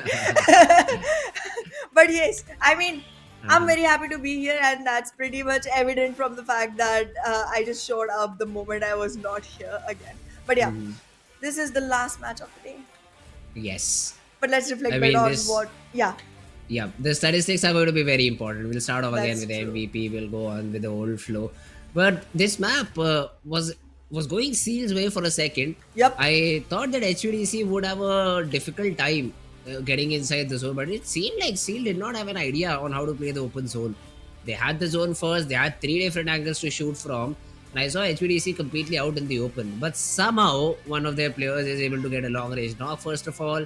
second one to follow up, and suddenly I think the last remaining player was Kirito from Seal, who was put in a 1v3, which again is not a very good place to be in. So it was unfortunate for the players of Team Seal, but a great job done by the players of Team High Voltage DC. Aero getting that MVP, and look at this guy. All 10 alone he frags. got 10 eliminations. Exactly, 10 eliminations from one single guy. This is the number of eliminations that Stalwart Esports has accumulatively by the whole team. I mean, this is huge. Double-digit eliminations by one single guy. This guy has carried quite some weight for the team. And look at that, Rogue with 3 as well. That means we have more than 13 frags at least. And Tops, he keeps showing up on the top players list every single time for some reason. Yeah, well, Stalwart Esports, they did have a good game too. I mean, probably they will end up with 0 position points, but the 10 elimination points will definitely take them up the leaderboard. Now, if we talk about the overall match history, Aero for sure on top in terms of damage and in terms of elimination, but Ryuk got the highest number of assists. So without Ryuk, Aero wouldn't have been as effective as possible, I think. Absolutely. Ryuk has definitely been one very essential player for the side of HVDC and has been one of the key factors because of which the victory has been acquired with 15 eliminations and a 25 Wow. total. HVDC is going to be securing themselves quite a leap in here. But yes, Seal also with 11 eliminations on the second position. Not only Stalwart. not only with eliminations but also with placement, and then Stalwart on the third.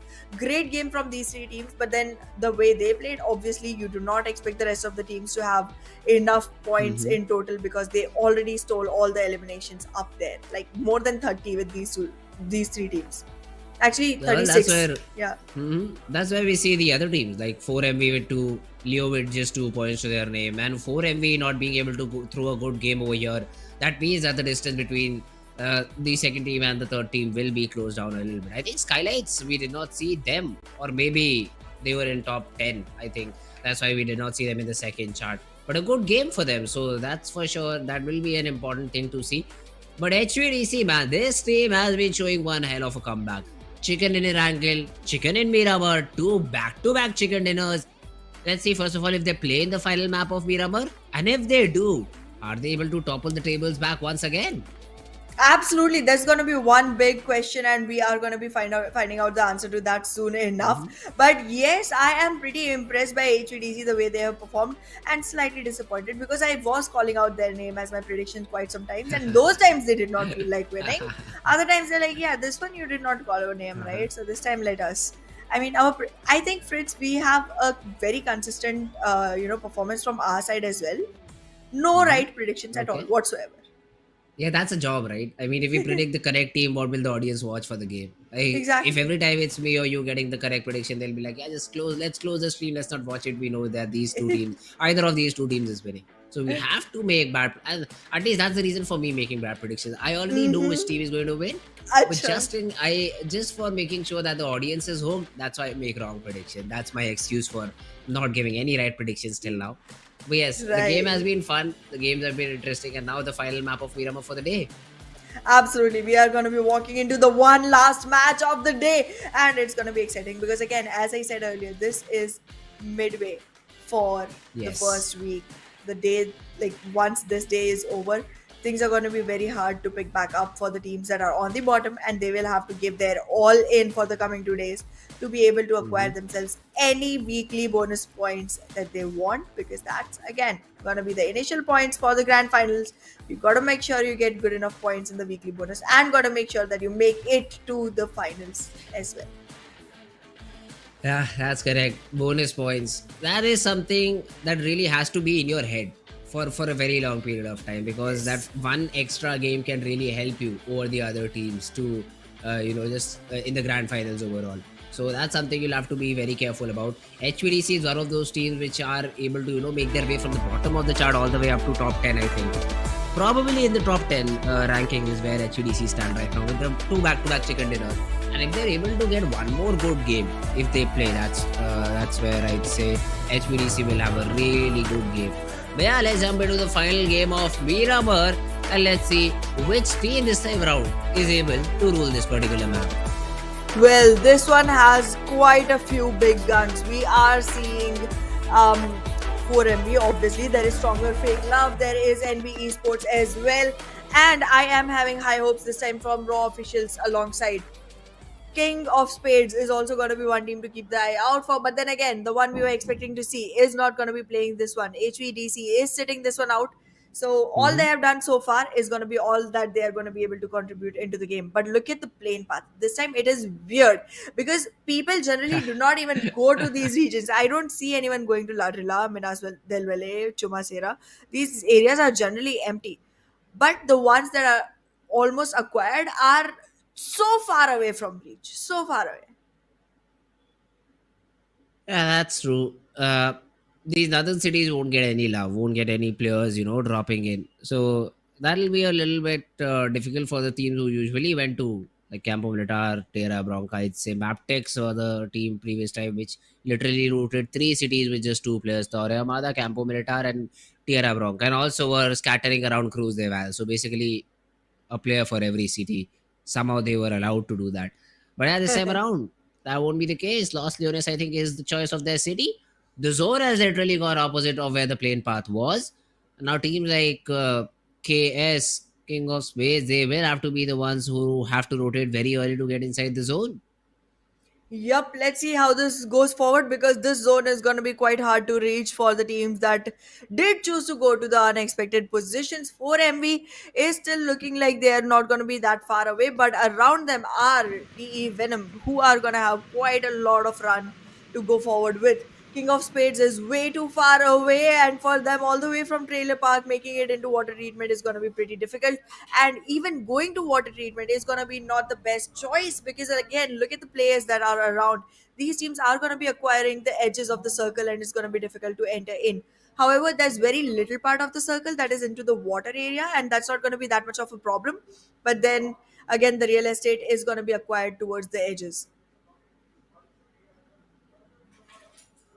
Let's see though. I already see teams like T2K and DRS pivoting towards the circle, pivoting towards a different city which was necessarily not covered by the plane path. So they will love to just take that spot. Maptex and Stronger X Fake Love in Los Leones. Even IAWO probably towards that cave area of Los Leones is where they've dropped in. Also might be peppered upon by the player by Scooby, not the players of Seal, but by just Scooby instead. But Right. D Venom, they are around Valademar, Chumasera being taken down by 4MV, NBeSports around El Pozo. So all these teams, in the next maybe I'd say 30 seconds is the time I'll give them to loot and then start their rotation towards the play zone. Absolutely. Being able to make your way back into the play zone is going to be pretty difficult because, again, you need to make sure that your loot is done right on time. La Cabrera region is going to be covered by SKYLIGHTZ Gaming all the way from Torre Amuda. They might be entering towards Cruz del Valle, which is going to be an optimal position because you do not have to worry about any other teams getting in your way. So, SKYLIGHTZ Gaming is going to have a comfortable entry into the circle. But as of now, T2K being one of the first few teams to actually enter into the circle, making sure that they have their preferred location for themselves is going to be an optimal situation. But then again, this team has not been showing up since after their one single victory on Sanhok on the first day. So, hoping with fingers crossed that they do show up with something good. Now, if you talk about the other players, DRS, okay, hell Azar, very quick rotation. We still are on the mini map though. Zone started to close and would love to see the POE in the game for all of these teams. Probably because we do not have any sort of drop fights. That's why this is happening. And we will be jumping right into action as soon any of these teams, just decide to fight against each other. But yeah, the first zone already started to close in.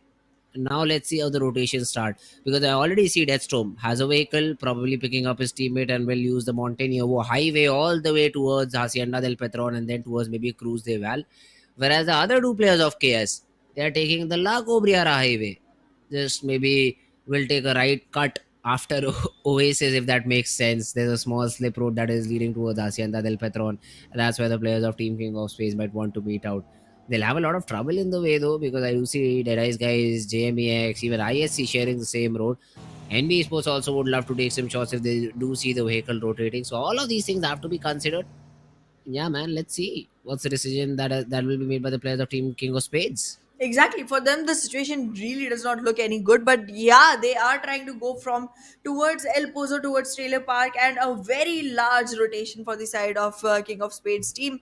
If they do decide to go all the way right from the El Pozo area, they will face off NBeSports. Okay, they do not decide to go there. So they are going to be meeting at around La Cabrera with the less left of the teammates. Soon enough, entering towards water treatment, I'm expecting, but let's see, because the way they are moving, they will be having very little time to actually enter into the circle. In the meanwhile, if you talk about Seal, they will be entering towards Impala, because going anywhere else is going to be completely impossible. So that's the only position that stays open for them. 4MB being able to actually rotate earlier will be able to acquire probably either Los Leones or somewhere near Picado, making sure that once the move comes in from the side of the Venom, they are able to gatekeep pretty well.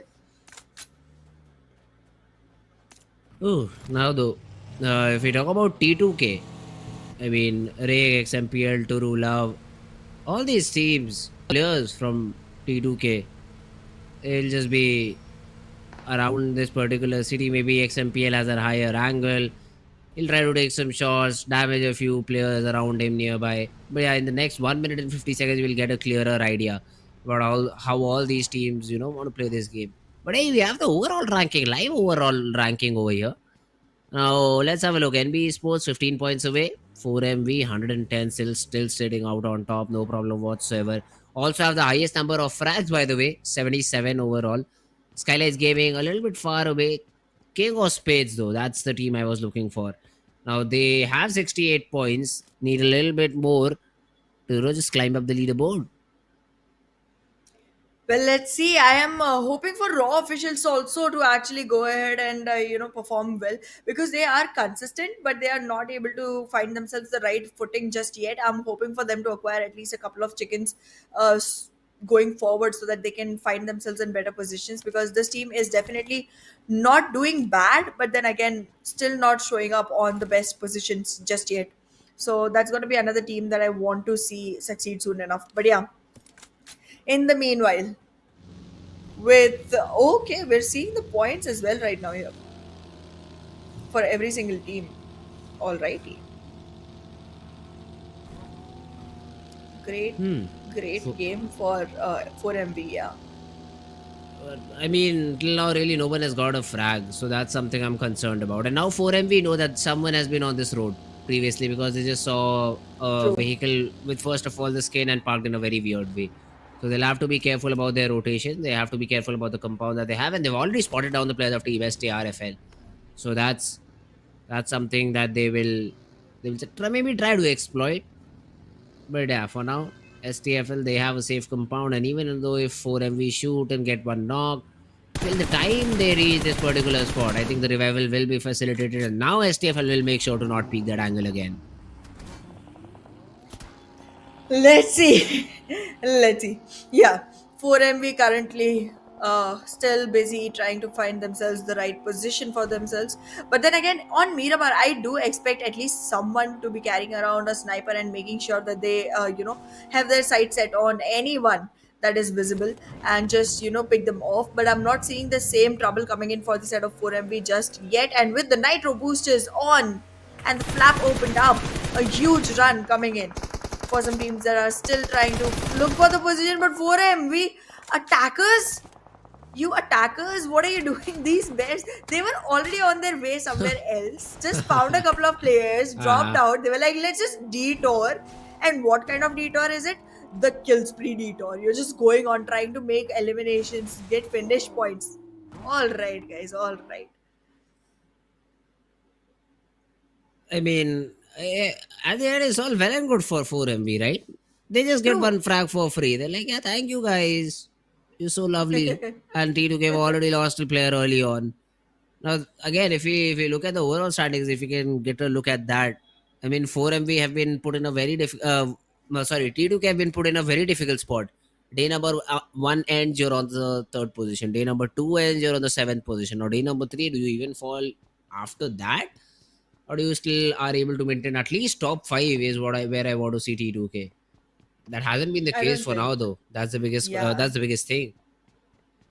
Exactly. I was gonna say the same thing. I don't think that's exactly what's happening as of now.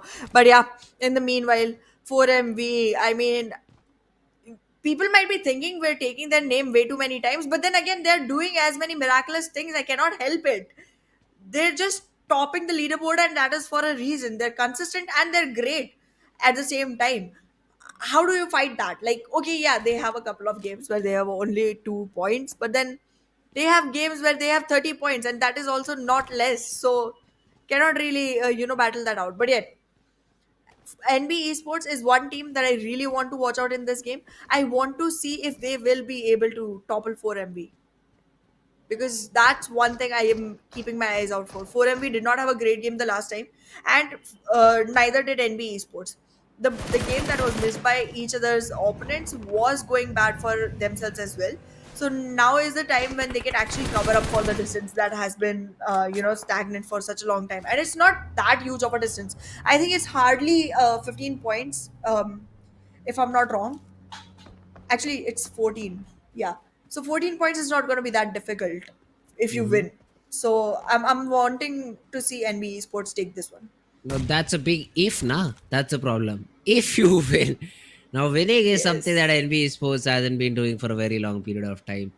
That's something they'll have to calculate, maybe go by. Again, if you talk about the start, 4M, we've already got 1 point. Did you consider that in the calculation, Dana? I did. That's why Okay, I said so 14 points. Yeah. yeah, so then now the NBA Sports roster, they need to first of all, I'd say, hunt down 4MV by Yes. the So looks that of more cannot be yeah. acquired. So Yes. by the looks of the, I'd say, the kill feed over here, I do see NBA Sports are outside the zone. That's why they're suffering continuous damage, whereas 4MV are dealing real damage to their opponents and getting those frags one by one. Okay. I'm just. I'm just gonna not say any of my hopes out loud anymore. They all turn into jinxes because 4MV right now has their hands on to raw officials. They've already taken one player down. I see little lower HP on one of their players. So Mm-hmm. soon enough, 4MV will be able to, execute this fight through and through, and be able to maybe acquire all four frags. There's not something that we could be saying is impossible, because again, 4MV has been pretty good whenever it comes to gun duels with players. However, the team is pretty separated right now. I'm seeing two players completely towards the side of Impala trying to regroup with each other. That is Doc and Apex. But then the rest two all the way towards Bendita. But then again, only towards the road. So it's about like half a square difference between them. But let's see. They still have quite a lot of teams that are targeting them. Stronger Fake Love and Raw officials both are trying to take a fight with 4MB at the same time. Yeah, I mean, again, if you see the players of NBA Esports, they're finally throwing in some shots. Although, on the other end, Mamba has been able to get that knock on to kill a YT. That's a good knock to be found. Mamba, though, will be shot in the back by the players of team Mabetex. Now, this is where I'd like to see some good decision making from the players of team, I'd say, Mabetex Esports. They threw in some shots, they did not connect, let's just move to the zone. That's the decision making that they should do, and that's something that they've opted for. Smart play by them, and NB Esports, they will be wasting some utility on the back of it, just because they're a little bit paranoid. But finally, Baptex from inside the zone also, they're able to find a area. Now, King of Space, this last guy, Death Storm over here. Now, this he will be in trouble because yes, he has some support, but not inside the zone. And as soon as you try to get in, Baptex is there to first of all stab you in the front. And if that's not enough, you also have NB Esports following them up. Absolutely. NB Esports right now trying to struggle with the zone just now.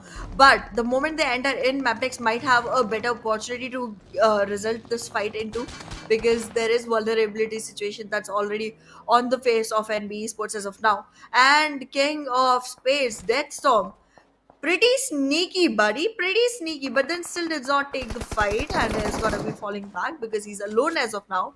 And that's not a fight that will result in the favor, and he understands that. But in the meanwhile, IHC gets taken down completely. Mabetex Esports acquiring some points for themselves in the meanwhile. However, it's still gonna be slightly difficult for any of these teams to make it back in. And as you said, somewhere I start to believe alongside you that 4MV might just change things and like become like ruler or something of this whole thing. Yeah, because look at this. If you see the mini map, look at their positioning. They have all the southwestern control that they need. They are keeping more than 2 teams than for now are comfortable. Now, the current fight on our ass between the players of NBeSports and DEADEYES guys, it seems to just be a one-way affair. DEADEYES guys, they are just getting pinned down, they are just getting shot upon, and NBeSports are just happy to accumulate those frags one by one. Well, this one just got stolen from them, but it's Yeah. all the part of this particular game, the battle royale, which as much as you might not like it, but you'll have to deal with it. True that. Now NB Sports on their way towards Deadeye's guys does not realize What that is I8 this? is surviving very close by in the proximity. They just stopped in the middle of nowhere. Now, Yep. lucky them that there is no one nearby to punish them for such a bad move. But yeah, I mean, they somehow still are able to maybe see the players of Deadeye's guys and steal that frag. Now, Desert is able to get that knock onto Dead Storm, and Volley just confirms it out. But that's again from Mabetex Esports. JMEX on the other hand, Dobu gets a nade, good nade onto the players, but then gets a counter nade in his face, and JMEX will be able to eliminate the squad of Stronger Fake Love. On the other side, we have SKYLIGHTZ Gaming, who lost a player, but I think have got one back up in their favor. Well, let's find out how this goes forward because, yeah, as of now, Venom DE is gonna be in the better position into this fight, and SKYLIGHTZ Gaming losing another player. Venom DE making sure that the height advantage is converted, but then again, height is getting under the control of SKYLIGHTZ Gaming now, and with their name across the skies, they might just be able to win this fight overall. As of numbers, SKYLIGHTZ Gaming is trailing far behind compared to Venom DE, but it's still not looking very bad. Oh no, okay, now it's looking very bad. See, Deadeye's guys, they have Overwatch available. There's a player just with a sniper who's throwing in some shots. And even though SKYLIGHTZ says they're able to take one down, but look at this flank from Krita. Nobody can expect it. Not at all. Because he is a very sneaky guy over here. Desert, on the other hand, has been able to take down one of the players of Team NBeSports. East with a nade onto Snipe. Mondo gets confirmed by Desert. A lot of battles happening all around the map. And for now, we are seeing SKYLIGHTZ Gaming just, I think, being picked apart by the players of Team D Venom one by one. Absolutely, comes in another Molly, and this is gonna deal slight damage, very slight damage onto Johra, but then he will survive. And now it's hard for D Venom to actually pinpoint the players of SKYLIGHTZ Gaming. Johra is about to show himself right out of the smoke, and now Krita should have an idea of where to actually aim. But yes, with these weapons, okay, another nade coming in, a lot of damage this time, but not just yet enough to get the complete elimination. Jora is sandwiched, pinched, and gets taken down. But in the meanwhile, Nima running away because that's the one good thing he can do. That's exactly the only thing he can do right now. Not much could be done by that guy. Now D Venom, 3 frags to their name. They have to get inside the zone, and Nima still would be in a very difficult spot. Snipe though gets sniped from very long away, and the frag confirmation comes in with a UMP of all weapons. Now Galzin is able to get that trade, but that's all it is, just a trade. I do not see the confirmation, and even though Apex is down on the ground, 4MV still strong with 3. Absolutely, and I guess there's a quick recovery coming in, and Apex will be back on feet again. However, Galzin Dada is trying to run away from this fight as soon as possible, leaving the comrades in the middle of the nowhere situation, actually, to be very honest. But yeah, I guess Frag will not be able to survive this. He will get taken down easily, and JMEX will be left with just one single player surviving, who will have to rat out again. Now, these rats definitely can make or break the game for other teams, but for themselves, I don't think they can do much. Not much that they can provide to themselves. Frag. Now what does he do? Galzin, I thought just ran away from the spot to maybe get an off angle onto the player of Team 4MB. Also But got of course taken was down. not the case, and he just gets taken down too. Mabetex though, in close quarter combat, I think we're just able to eliminate a couple of players of Team King of Spades. And it's only one that remains. So good fight for Mabetex to win.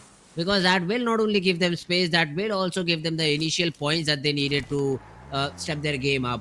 They haven't been having a good game till now, a good day till now. Now 4MV as well. They just got back one of their players into contention, but one by one, They're also falling. NBeSports, on the other hand, they also lose a player. So these things are not going in their favor right now for 4MB. Absolutely. However, 4MV, even with 5 points, shouldn't be disappointed just yet because they are on a great position, to be very honest. But yeah, they do got to make sure that they keep increasing the lead more and more so that bad days do not get in their way, because it's a long tournament, it's a long format, and they got to survive the whole thing. Because even after such a strong start, if you do not end up being on top, it's sad. It's just disheartening and disappointing. But well, in the meanwhile, a fight initiates one more time for the side of the Venom, and they are able to capitalize again because Seal players are on very low HP, but they're still able to acquire knocks. What's happening? Back and forth. Now Krita does not have a very good chunk of HP left. He tries to bait out the player, just maybe throwing him off by popping that first aid. But yeah, Kirito comes in with a pre-fire. He just takes the player down, and that's the elimination for Venom DE. We thought that this could be another one of those games where Venom DE could perform a little bit better. Well, that's not the Yup. case. DRS, though, all four players surviving. They are pushing onto the players of Team T2K, where one of the guy is already down and Turulov needs to reset. It's only XMPL who's in a fighting spot. And I think he just might get overrun by the players of DRS. One by one they push, one by one they come, and let's see how do Team T2K deal with all the pressure that DRS is creating right now. An off angle for XMPL to start with. Has the UMP in hand, so the close quarter battle this should be in his favor. But let's see, the molly does not land where it needs to. XMPL still with that off angle. Let's see how much damage can he deal. Well, we'll find out soon enough because as of now, it seems like DRS is on a stalemate situation. They do not really know where T2K XMPL is, and they're trying to figure that out with constant utility usage. Even though they might win the fight, they might lose so much utility that it wouldn't be a rewarding one to acquire after all. Another nade coming in from the side of Oh, that's a T2K. big If nade. he lands it right, it might be a great opportunity. Oh no, Bounce that it, does not bounce it. happen. Bounce it. Although, look at this, the revived player is creating an off angle now. And DRS will be in a troublesome situation because Delta again falls to XMPL's nade. Now, Killer is trying to hold that angle and has been able to get one down. But DRS as well lose a player. So, T2K, I'd say this compound hold is a very good hold till now because you've been able to take down one player. Yes, one of your players is still knocked out, but the support is still there. Dog, on the other hand, falls down. Rules gets that confirmation onto the T2K player. And now DRS left with just 3. Oh, DRS.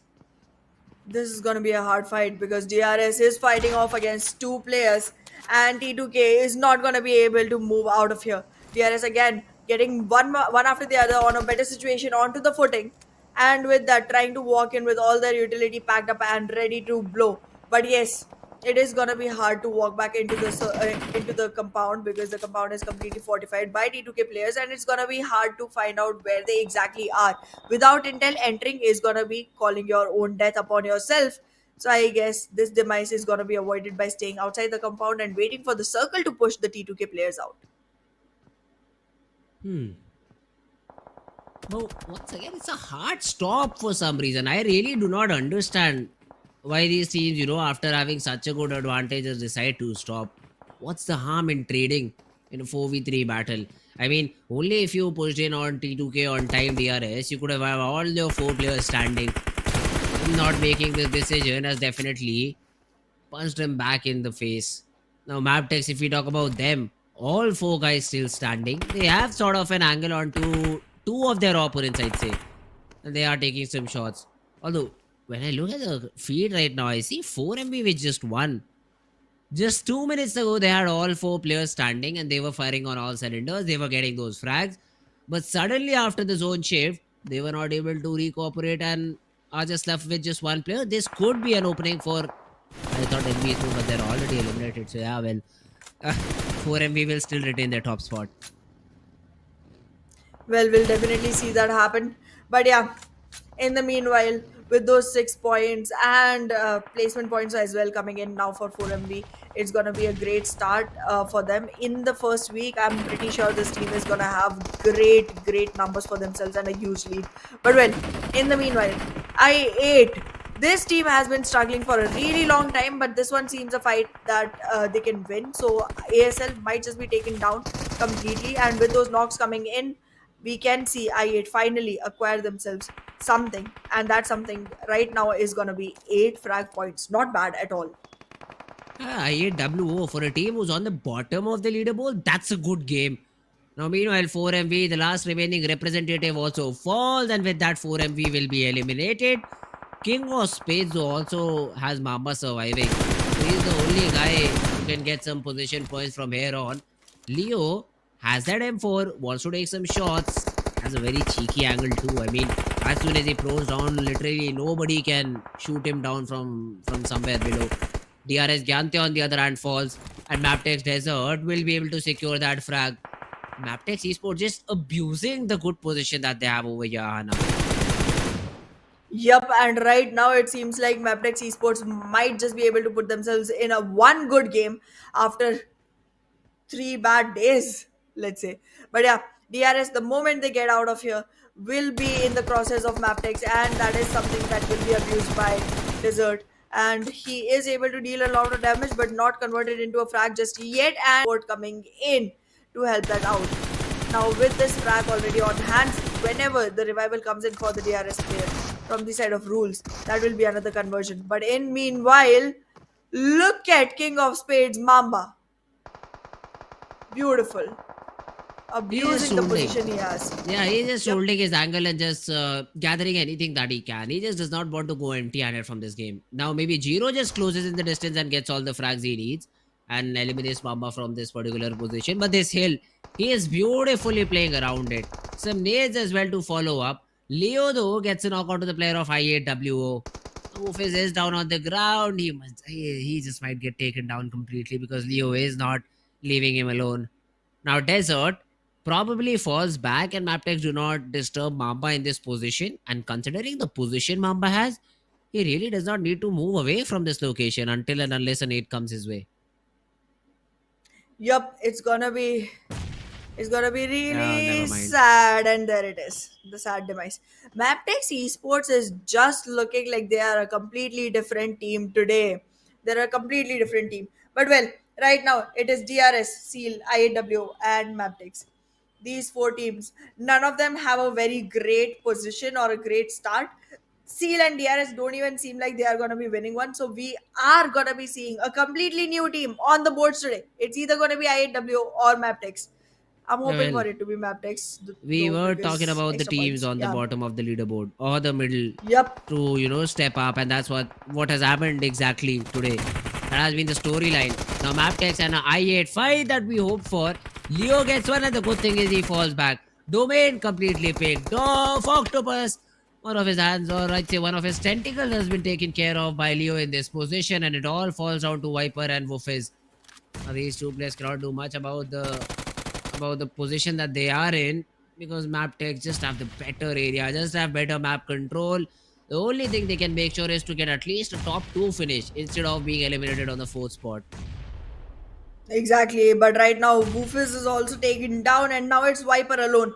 Will he be wiped clean from this map is going to be the question, because right now it seems like Leo already knows where exactly Viper is, and he might just be marching in. But wait a second, Mapex falls back. Yeah, that's a good Why? decision because they do not know the remaining player's location. And if they push Oh, yeah, in, the rest the right hand teams, side yes. is completely empty. So if Steel just pops in, gets one knock, I get one knock, and suddenly it's a 2v2. It's a good decision from the players of Team Mabetex. I don't know why Desert is still trying to go in. I think probably he needs the loot reset because for a very long period of time, Desert was just praying and hoping to get some frags. But there we go. I8, as soon as the regens, as soon as they try to get inside the zone, they have been taken care of. And now it's all down to DRS's rules, OG, and Leo and Seal Esports. Maybe somehow get this game back from the hands of Team Mabetex. Now Leo is all out in the open. That's a good enough to fight, and the confirmation will be secured as well. And Rules has been able to find a good spot around this particular compound, which will lend him 10 more seconds to play around.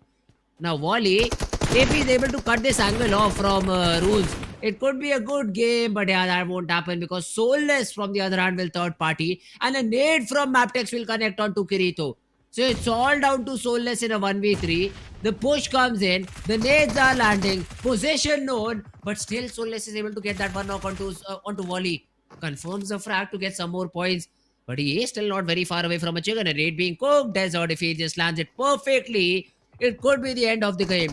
Push comes in, a 1v2, soulless, a good nade, but will it blast in time? It just does not. Desert with the trade, Mabetex with the chicken. Beautifully done by Mabetex Esports, and finally a team that we've been waiting for a really long time to actually secure themselves a meal on their pants is in the leaders.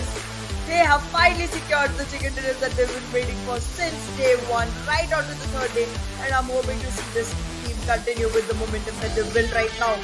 Beautifully done, beautifully played. However, nothing taken away from Soulless. He tried really hard, but then again, Mabetex was just on the better spot since the beginning and has carried it forward. After so much conversation on the team, finally we see them on the winner's screen with 3,379 total damage, 14 eliminations and 24 total points. However, still unable to walk onto the first stage. Now, if you talk about Mabetex Esports, this was a team on what, 17th rank? Probably 16th or 15th, not 17th, 16th or 15th rank is what I remember them last being. And now one game has pushed them all the way up to top 12. I mean, if this game were to end over here, they could have qualified for the bonus game. Just by getting one chicken. And we all know Mabetex Esports is a team which has been a very consistent one throughout all the different tournaments that they've played through. So this sort of a comeback was kind of expected from the players of Team Mabetex Esports. But the good thing is, it just took day number 3. I mean, on day number 3, they're able to get one chicken. They are able to bounce back into action before it's too late. They have one more day to get more points on the board to get a better position in the overall leaderboard so that they get even extra bonus points before jumping into that bonus game. That will help them in their grand final run, of course. But yeah, a good game for Mabetex Esports. I'd say IAW also performed a little bit better than what I had personally expected from them. So we'll have to see where does that put them on the overall leaderboard. Absolutely, that's definitely going to be something to take a look at. But before that, let's find out who's going to be the MVP of the day. It is going to be Desert with 8 eliminations. Still not going to beat the 10 eliminations that we saw the last game, but close enough. That was the maximum. That was the maximum that we saw, and it's all good for Desert too. I mean, getting 8 eliminations is just one game. It's a good number to achieve, I'd say. Plus, he even got 6 more now. So, well, that is something we just add in his tally. Overall, a good game. 28 minutes 34 seconds is what he survived and was able to get his team the chicken. I think he was the one who got the final trade too. So probably the master finisher too for Mabetex Esports. But yeah, a great game for the side of Team Mabetex. Would love to see how do they continue overall in the upcoming games. Absolutely. Like, out of all the new names that we saw today on boards, this is one that I'm expecting to see consistency from, because the rest of them haven't shown that kind of performance overall. But yeah, today has been a great day for a lot of new teams. But then again, for Miracle Vibes, they do not leave any opportunity of claiming a top player. Every single game, someone or the other shows up. And this time it's going to be East. Yeah, 4MB as a team. That's why they're on the top, right? We do not see them anywhere near the top 3, top 4 positions in the past 3-4 games. But they're always there because they get 8-10 points every game. It could be in terms of the number of frags that they get. It could be in terms of anything. But yeah, they've been playing very phenomenally, and that's the reason that they're able to get such a good spot, get such good number of points and still be on the top of the leaderboard. So all these things have definitely been in their favor. If you talk about match summary, it seems like it's all Mabetex Esports all around the board. Be it frags, be it damage, be it assists, be it healing ton. It's just Mabetex Esports overall. That's true, but here we are with the match standings. Mabetex Esports on the first position with 14 frags and 10 placement points, total of 24. Behind them is going to be a close follower, Seal, with 18 points, and then we see Vion Illuminate finally showing up on top with 4 points in placement, 8 in elimination, and 12 total. But for Miracle Vibes, not giving up at all, still on the 4th position. Wow. Those frags, Ahana, I think is the secret, because we also saw 71 frags overall in the entirety of 10 games. So, but that's basically 7 frag average, and just 3-4. Yeah, in 10 games, yes. In 10 games, Yeah, 71. so And right now it's going to be 77 plus 7. That is going to be 84 yeah, total basically, frags. Yeah. what 7-8 frags every game is what they're getting on average. Yep. So that's something that helps you really to be on top. And for MV, they've been performing consistently. Chicken is again yet awaited because I think they got both these chickens on the first day. After that, it has been just the elimination that they've been able to get 118 overall points. NBeSports still within touching distance, so that's one good thing. But yeah, that number is slowly and steadily increasing. Earlier it was 18, now I think it's 22. Yes, it is 22. And that's a huge number, to be very honest. Because again, here's the thing, placement points NB Esports is having a better number, which is good. But then Hmm. again, that shows the consistency. You have better placement points even though the other team has more chickens. That's great. But then look at the eliminations. Even when they do not get placement, Formerical Vibes is constantly getting eliminations, and that number is getting more and more, exaggerated with every single game. However, Raw Esports finally in a better position. Mabetex Esports in a good position, but T2K dropped all the way to 13th. They sort of are following that average. That first day they're 3, then 4, then now 13. A very big drop, to be honest. Did not expect that from the players of Team T2K, but yeah, they'll have to cover up in the upcoming games.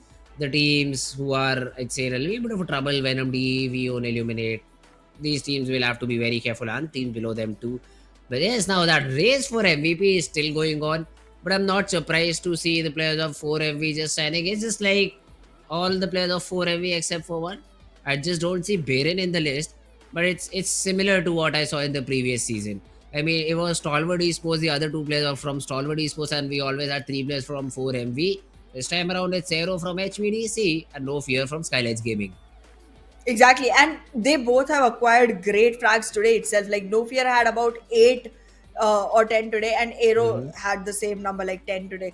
So that's a lot of contribution that has come from this particular day itself. But then other than that, for Miracle Vibes, every single player has been showing up every single day, and that's huge going forward, because the more numbers you have in Mhm. consistency, it's not only going to give you more points for your own MVP position, but also for your team altogether. And I think that's one thing that's going on in 4MB.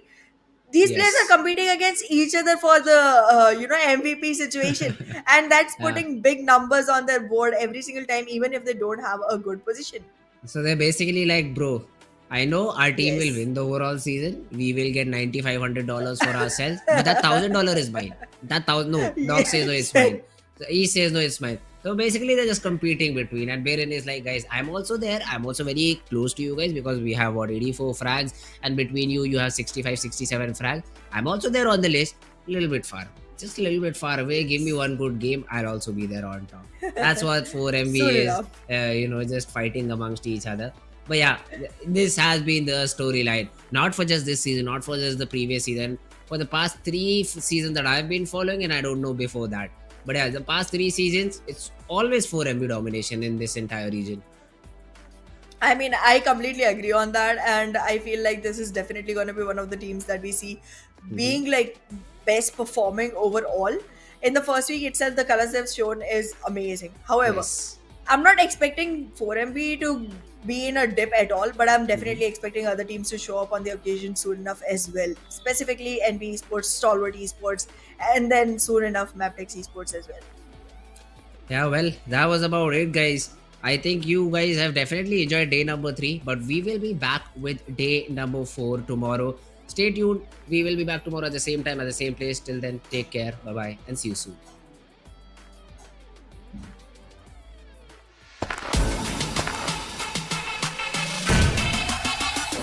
Make it clap.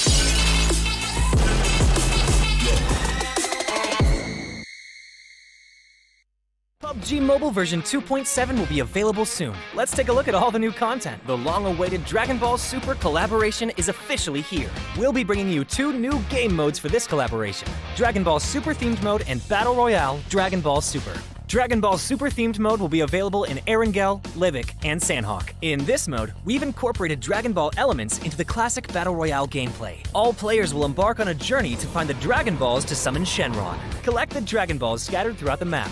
The team that gathers all 7 will be able to summon Shenron at the Shenron altar and make a wish to obtain powerful buffs. Maybe if you're super lucky, you'll get 3 wishes at once. During the journey of collecting the Dragon Balls, players will obtain a type of energy called Ki during the game.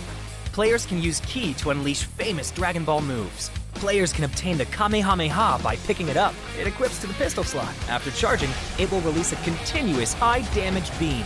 Fukujutsu is another skill that can be picked up during a match. Players can use this skill to fly freely in the air and make quick tactical maneuvers. The Senzu Bean is a new recovery item that is incredibly effective. The Dragon Radar can display the location of Dragon Balls that haven't already been claimed by other players. It can help you collect the Dragon Balls more quickly. The Air Car can carry up to 3 players. It's easy to put away and has better performance than regular vehicles. Tenkaichi Budokai, Kame House, Korin Tower, Dragon Ball Village. These are some famous landmarks that will appear in the game. Call your friends and explore with them now. The collaboration this time even has a hidden challenge, named Dragon Ball Trial. Win consecutively in the themed mode for a chance to take on the challenge. After accepting the missions, the team has to follow the instructions and gather 7 Dragon Balls. During the process, your team's location will be exposed to other players. All players will be drawn into battle for the Dragon Balls. To win the game, the trial team must successfully secure the Dragon Balls, defend the altar, and then summon Shenron. Are you ready for the challenge? In this standalone mode, named Battle Royale Dragon Ball Super, players can roleplay as iconic Dragon Ball characters, use powerful, unique moves in a brand new anime-style map, and become the ultimate victor. There are 5 Dragon Ball characters in this mode. They are Son Goku, Vegeta, Ultimate Gohan, Piccolo, and Frieza. Select your favorite fighter. Master their skills to suppress your enemies and achieve victory in intense battles. In the new version, the new Ace 32 firearm will be made available on all maps. It uses 7.62mm ammo and has 6 attachment slots. What are you waiting for? Go try it out now. Furthermore, this update also includes a firearm attribute tag display. Newer players can go to their backpack to look at the tags of a firearm they've picked up to quickly grasp its characteristics. The new Cycle 5 Season 13 begins on July 18th. Be sure to stay tuned for the new season rewards. That's a wrap for the main new content of the upcoming version. For more information, be sure to follow our official PUBG Mobile community. Winner, winner, chicken dinner. See you next time.